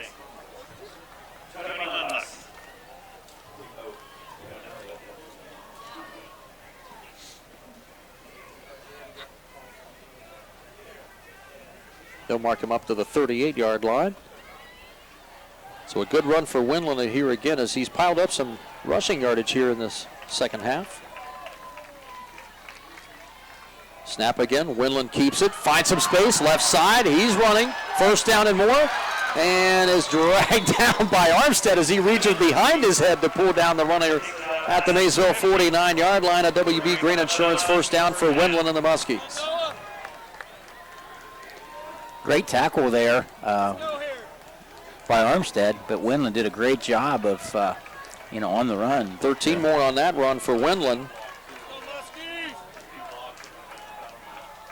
And Winland has provided a spark here offensively for John Glenn. Snaps it, gives it to Gilcher. Gilcher off the right side, spins away from one tackler. And the offensive line trying to bull rush that scrum ahead of the 44-yard line. They'll mark Gilcher at the 43. Another fine 6-yard carry on 1st down and 10 for the JG rushing offense. And if they play their cards right here, Richard, they may have themselves a chance here to maybe decide this game on their own, either a touchdown and leave Maysville perhaps with little or no time. Yeah, they've got exactly what they want right now. They're moving the football and plenty of time to execute. Fake handoff, Ryder Rock. Winland again keeps it himself, slips away from some tackles, and then is slung down over on the far side by linebacker Wesley Armstead. That's Cohen Fink. That's Armstead. Yep. Armstead, the safety, with another stop. 3-yard gain on that run for Winland. marked him back to the 39-yard line with his knee down. And let's see, we have an official's time. Maybe we're going to might bring the chains out again and take a look at this, perhaps. I think Coach Clark asked him to measure it because it's so close. And John Glenn, no, not Coach Clark. I think Coach Edwards asked for the measurement. There you go. Well, I thought, that'd be mighty kind of Coach Clark. Yes, it would be, because I was got distracted there because Coach Clark was talking to the official on this side in front of us, and so he's not asking. He's asking him not to do it. So we have an official's time. They bring the chains out to measure. 3:02 to play, fourth quarter. And let's see. Tell you what, partner, here, while we got. Well, I was thinking, we better wait a little bit because we've still got a chance here on this drive to turn in what may be our West 40 Auto Sales play of the game and our Dirt Works of Ohio drive of the game. I've already got it kind of figured out what the drive of the game was so far, but maybe not. Yeah, we just don't see. It depends on what happens on this drive. So that's right. But you're right, and that turned out positive for the Muskies on the measurement. John Glenn gets the first down. So with 3:02, they're in great shape, 1st and 10. Muskies moving it once again. The ball on the right hash. First down and 10, 39-yard line of Maysville. Down 21-16 to the Panthers. John Glenn with just 2 wins on the season, desperately needing one here tonight. Winland scrums straight ahead to the 30, just short of the 35. 3 yards on that run for the QB for JG number 5. Sheridan on top. They beat Philo tonight up in Thornville 35-6. That's a final. West Muskingum all over Crooksville 28-0. Coshocton has piled up 54 points so far on Meadowbrook, 54-20, late third quarter. A few other games going on, and a little bit of a surprise. Cambridge in the fourth quarter leading Union Local 34-33. Gilcher on the handoff, right side, finds some space, escapes out of the pile, and he's got another WB Green Insurance first down for John Glenn inside the 25 of Maysville. At the 23. 9 yards again, this time for Gilcher. Clock runs as we approach the 2-minute mark of this ball game, and right now Maysville's got their back to the wall at the moment right now as John Glenn has taken momentum in this second half and has never really relinquished it. Winland claps and whistles blow before the snap of the ball. And somebody on the left side moved early for John Glenn.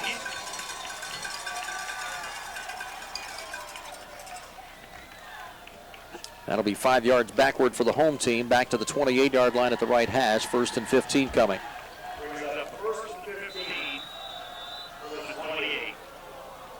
Yeah, Dave, all the damage this quarter's been on the ground. 8 carries for the Muskies, 9 carries for the Muskies, 58 yards. Winland sets up shop 5 yards behind the line of the pistol. Gilcher now comes up from behind him to the right side of the quarterback. And Gilcher, the fake handoff. Winland keeps it himself. Had some space early on, and then the hole closed quickly at the 25-yard line. A gain of 3 for John Glenn QB Noah Winland with the clock running. 1:15 to go, fourth quarter. 2 timeouts remaining for John Glenn, and this is basically a do-or-die drive now for the hometown Muskies. Yeah, it's all going to come down to this drive with 1:02 left now. Winland snaps it, looking, throwing to the sideline, and a little too quick as Walker was open at the 13-yard line, but just did not turn around in time as Winland fired that one just a half a second ahead of his receiver turning his head around, and that one sails incomplete out of bounds, stopping the clock with 57 seconds.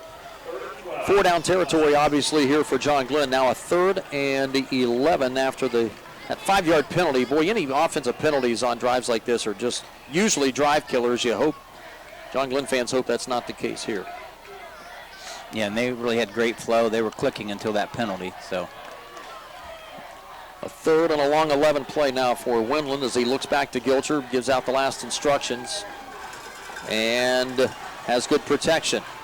Throwing deep. He's got a man open, but overthrew his target.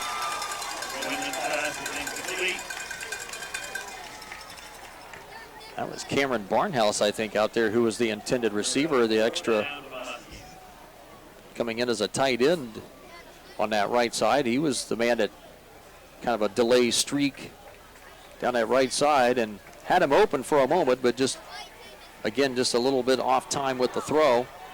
Winland does have the one touchdown pass in the game for John Glenn on his first attempt of the night, and now it's the last hurrah perhaps here for John Glenn, and I'm sure they will probably want to think about this 4th and 11 play. They will let the play clock wind down and then take their second timeout.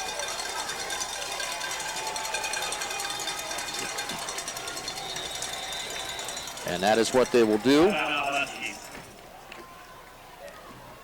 And so John Glenn wants to talk about this a little extra time here on a 4th down and a long 11 here. It looks like it's an obvious passing down, but who do you go to and how do you do it? Now, this will come back to haunt me, Dave, because I've been wrong a lot tonight, but I would think you would try to get the ball to Nathan Walker in space and let him try to get the first down. You know, that's what they have to remember. They don't have to get a touchdown. They just have to get a first down, get a new set of downs, and they still have an opportunity. Right. You got to know where the mark is, and it looks like it's trying to see the marker is about the 13, 14-yard line, something like that. Yeah, so they have, if you're John Glenn, I'm sure Coach Edwards and staff's talking about, you don't have to throw it in the end zone. You just have to get a first down. We still have time. So 51 seconds is a long time, but somebody's got to make a play.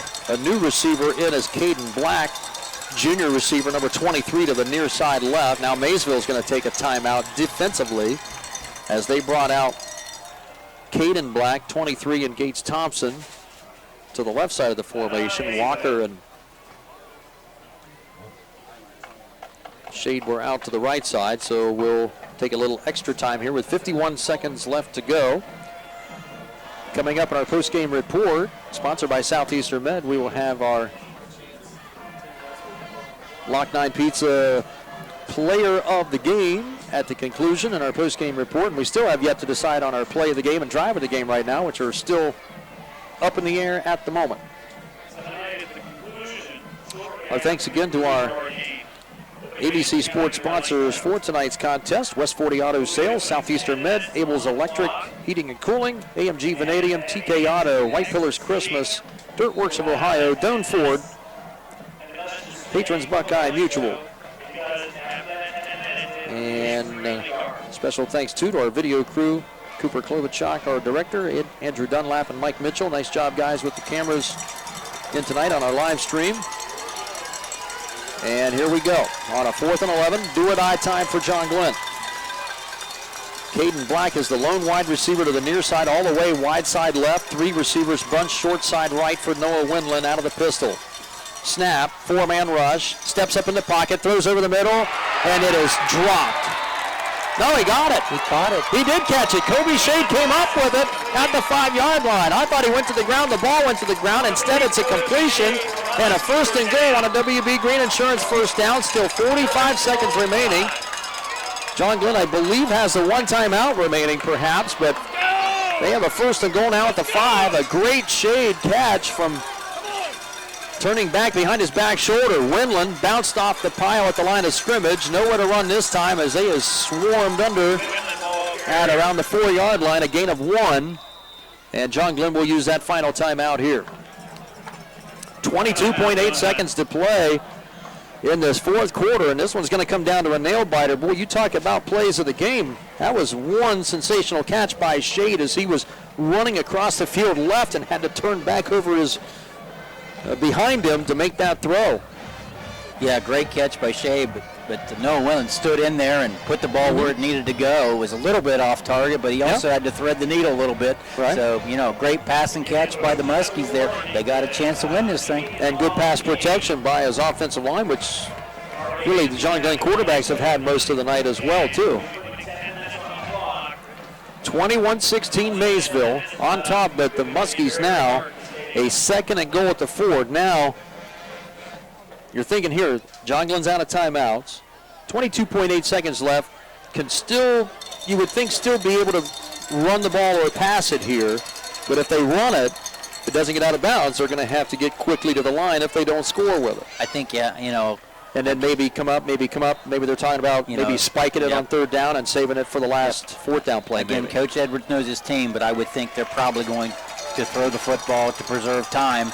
But with Lincoln Gilcher and company, you never know what's going to happen here. Winland QB from the pistol, ball at the 4-yard line at the right hash for Maysville. John Glenn with a touchdown could win this game. 2 wide receivers right, 1 to the left. Rolling out to his right, Winland. Coverage is there. Winland is smacked down out of bounds. Did he get out of bounds? Yes, he did. He was trying to get outside the right tackle. And where will they spot him? And let's see, he's gonna lose a yard, about 1.5 yards. They'll move him just outside the 5-yard line. So it is 3rd and goal from the 5, 16.3 seconds remaining. And really probably a fortunate thing there that Maysville was able to knock him out of bounds and buy John Glenn probably at least one more play.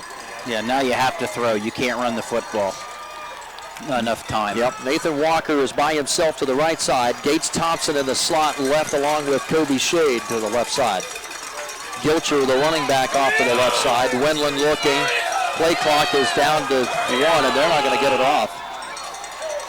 And the coaching staff, I think, just telling them just to calm down. They're not really all that concerned about the yardage right now, obviously, because like you said, I mean, this is going to be probably, 2 pass plays perhaps maximum.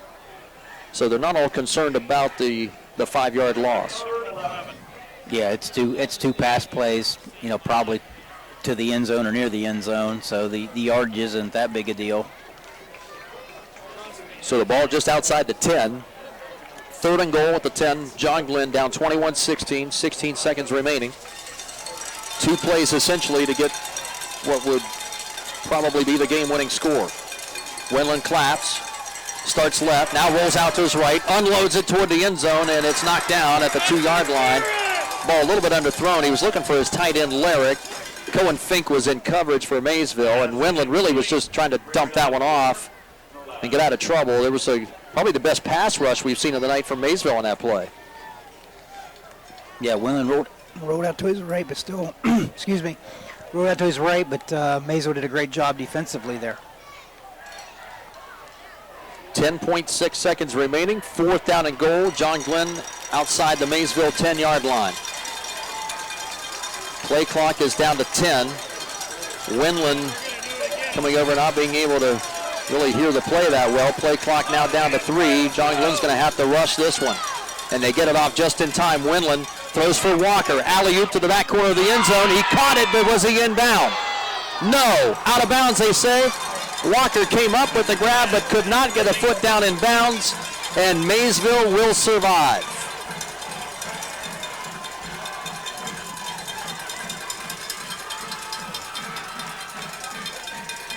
Yeah, tough play right there for the Muskies. Led him just a little bit long. Had a shot at it, made the catch, just a little too deep in the end zone, unfortunately for the Muskies. Yeah, and those last couple of plays on 3rd down and 4th down, with the delay of game, really the last 2 plays, it either took a while for the coaching staff to decide what they wanted to run, or there was a hard time communicating between quarterback and sideline. They really just kind of rushed those last couple of plays, and that certainly hurt them in the last seconds of this game, as Maysville looks like they will survive. They just have to snap at one time. As long as Joe Pisarczyk is not out there taking the snap, Maysville will come away with win number 4. And they'll get it as Bob takes a knee, and that will do it. Maysville comes to New Concord and survives with a win, and a big win for their group. 4-3 record now for the Maysville Panthers. And John Glenn, with a tough defeat here tonight on their home turf, will drop to 2-5 on the year. A valiant effort in the second half by this Muskie crew, but coming up a little bit short. 21-16 the final as Maysville wins it over John Glenn. We'll look at our plays and drives of the game. And Richard Hall's statistics. Our post-game report tonight brought to you by Southeastern Med in Cambridge, as the victorious Maysville Panthers and the John Glenn Muskies shake hands out here at midfield. 21-16, Maysville on top with the win. Our post-game report by Southeastern Med will get underway after this scoreboard update by White Pillars Christmas and this timeout. Most of us are faced with uncertainty every day. Your job, your finances, sporting events, schooling for your children, and so much more. With so much uncertainty surrounding you, there's one auto dealership that you can be certain about, and that's Doan Ford. You can be certain that you'll always get a great deal and the best service afterwards. In business for nearly 60 years has given Doan Ford the reputation of being a strong, reliable dealership. Be certain. Choose Doan Ford. Online at doanford.com. Tonight's scoreboard brought to you by the Buckeye Tire Pros. A few finals in early this evening. Shenandoah beats Monroe Central 46-12. Malvern over Buckeye Trail 28-20. Coshocton beating Meadowbrook 55-20. Tri-Valley over Riverview 44-14. Barnesville beat Toronto 62-0. Licking Heights beat Zanesville 64-13, and Sheridan over Philo 35-6. And that is your City Tire Pros scoreboard. I think it's the 15-yard pass to Shade to keep the drive alive. Dave Davidson and Richard Hall back on YRP TV and Nash Icon FM. We were talking about what kind of a tough decision a little bit here tonight. We'll put Richard Hall and his trusty mind on our West 40 Auto Sales play of the game decision. And several to choose from, really, in this second half. John Glenn with a valiant effort, down 21-7 at the half, to come up just about a couple of plays short on this one tonight. But our West 40 Auto Sales play of the game. Well, I think it's going to be Winland to Shade there on the 15-yard pass completion to keep that drive alive. That was fourth down. On fourth down, that was, if that doesn't happen, there's no chance of the outcome we had here to even have a shot to win it at the end, even though Muskies didn't do that. Without that play, there was no action there at the end. Right. So that would be my play of the game. That's my vote. I like that one as well. That's our West 40 Auto Sales play of the game. Oh, yeah, the punt, too, yeah. Good point. We'd have our co-plays of the game. Dave Adams here lobbying for Nathan Walker's punt, which he's right, down to the 1 yard line, which set up our drive of the game, sponsored by Dirtworks of Ohio. Brought to you Dirtworks of Ohio. They're the play that we really dig by Dirtworks. Let's say the drive of the game, I think it has to be the drive by John Glenn after the safety by the John Glenn defense. The next drive they put together about 63 yards or so there, and put up the touchdown set up by Noah Winland on that drive. So that's our drive of the game, brought to you by Dirtworks of Ohio, as John Glenn put together 9 third-quarter points on that safety. The Nathan Walker punt, the safety, and then the drive of the game. So there's our plays and drives of the game. Now let's take a look. I think you and I talked about this one here, and I think we've made our decision, too, for our Lock 9 Pizza John Glenn player of the game here tonight in the losing effort, but still someone well-deserved of it. Lock 9 Pizza in Duncan Falls. Try their Wangus burgers and unlimited fries with 100% juicy Wagyu and Angus blend. It's the burger people come back for in Duncan Falls at Lock 9 Pizza. And our Muskie player of the game is...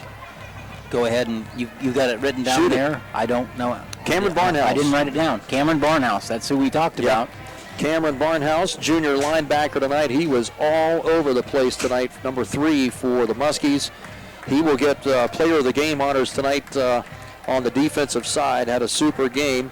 Our congratulations to the junior. He well-deserved free small pizza courtesy of Lock 9 Pizza in Duncan Falls. So our congratulations to Cameron Barnhouse. And even though the Muskies, a disappointment here tonight, fought hard, losing effort. Great win for Craig Clark's bunch here as really they get, I guess, you'd probably say, their first, fairly quality win here of the season. They've really beaten the teams that they're supposed to beat up to this point so far. But, for the most part, Craig Clark's got to be pretty pleased with the way things turned out here tonight. He figured that he was going to be really outsized with this John Glenn offensive line and the defensive line, and instead Maysville, Jarrett turned in a lot of plays. They just had a lot of quickness here tonight to overcome that. Yeah, that's a huge win for Maysville tonight, to get the 4-3, and you look at their remaining schedule, they're going to have a shot in their last 3. They've got Sheridan at home next week, followed by a road trip to Riverview, and then finish out with Philo at home. So Maysville has a chance to, string some wins together, but those will be difficult games because, Sheridan's 5-1. Riverview is solid at 3-3, and Philo coming in tonight was 3-3. So those will be challenges. But Maysville tonight, I think they grew as a football team. But if we could talk about just John Glenn here for a second, Dave, I think we really got to talk about the defensive unit of John Glenn in the second half. Didn't give up a score the second half. The damage was done by Maysville in the first half. John Glenn comes out second half. Kept playing hard. They gave themselves a chance, and I think that's what you talk about at halftime when they had that lead was let's give ourselves a chance, and they did. They did everything but win the football game. Came down to the final play. Yep, absolutely, I agree. The Muskies Noah Winland puts together the touchdown drive. Jake Johnson really did a pretty solid job, sophomore quarterback here tonight in the first half for John Glenn, even though they didn't get as many points as they would have liked early on.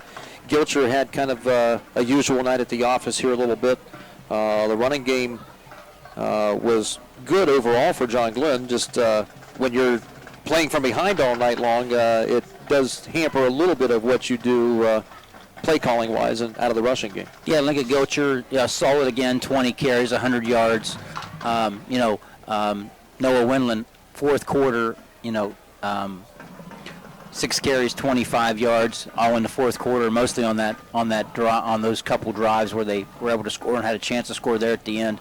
So solid play there. Just they weren't consistent. John Glenn was not consistent enough throughout the ball game tonight, which caused problems for them. They make some chunk plays and put some things together, but they never got in a flow offensively, which is. That's kind of what's happened to them all year long. That's quite been frankly. a microcosm of the season, absolutely. Yeah, it really has. Yep. 2-5 record now for John Glenn. Maysville gets above the 500 mark now for the first time this year since week 1, since an opening week win over Meadowbrook.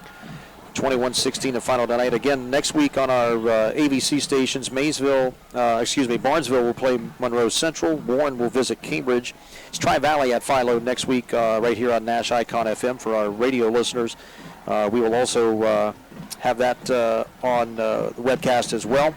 And then Fort Fry and Caldwell will match up down in Noble County. That'll be an interesting matchup of teams with excellent records on the season so far. So that's our Week 8 slate for next season. Catch all the scores and schedules and all that stuff on yourradioplace.com. Before we head out want to thank Michael Dunlap, Athletic Director. Also, thanks to Coach Edwards and Coach Clark for giving us stats and starters and that stuff here before tonight's game. I appreciate all of their time in doing that, whether busy preparing 2012 other things for Friday nights. They take time to do that for me, and I appreciate that very much. Our video crew of Cooper Klobuchak, Andrew Dunlap, and Mike Mitchell. Nice job, fellas, as usual. And Richard Hall, we finally get together here again in 2022 so far. Yeah, great to be with you tonight, even though we had an entertaining football game on a Friday night. Yeah, it was fun to call, fun to watch. Great, fantastic finish. Just didn't quite turn out for the Muskies the way we thought it might. But they'll go back and regroup. One thing I'll say about John Glenn football is they didn't quit competing. They kept playing hard, and that's a tribute to Coach Edwards and his staff and the young men that are out there playing football. So both teams, the game well played. Wasn't not a lot of penalties. Enough that coaches will talk about them, but not enough to really impact the game that much. But just a good high school football game. And I will mention one more thing, just to give them some credit there. Hayden Jarrett just kind of quietly, I won't say dominated the game, but big plays in the game. 20 carries, 131 yards. He's one of those steady guys that they've counted on all year. Knew they could count on him, and so he had a nice night for the Panthers. Absolutely. Panthers will have to come down off this high quickly as they will go back home next week, and they will face the tough Sheridan Generals, who really laid it to the Philo Electrics here tonight. 35-6, I think, was that final. So Sheridan will come in with a 6-1 record next week. Tough matchup for Craig Clark's Panthers. John Glenn will go on the road the next 2 weeks. They'll travel to Riverview next week, and they'll try to climb closer back toward the 500 mark right now, which is all they can hope for at this point of the season, is to get to a 5-5 season. So they will be on the road at Riverview. And before we sign out, again, we want to thank our video crew on YRP TV, Mike Mitchell, Andrew Dunlap, and our crew chief, Cooper Klobuchak. For Dr. Richard Hall, Dave Davidson saying goodnight from New Concord, from John Glenn High School Stadium.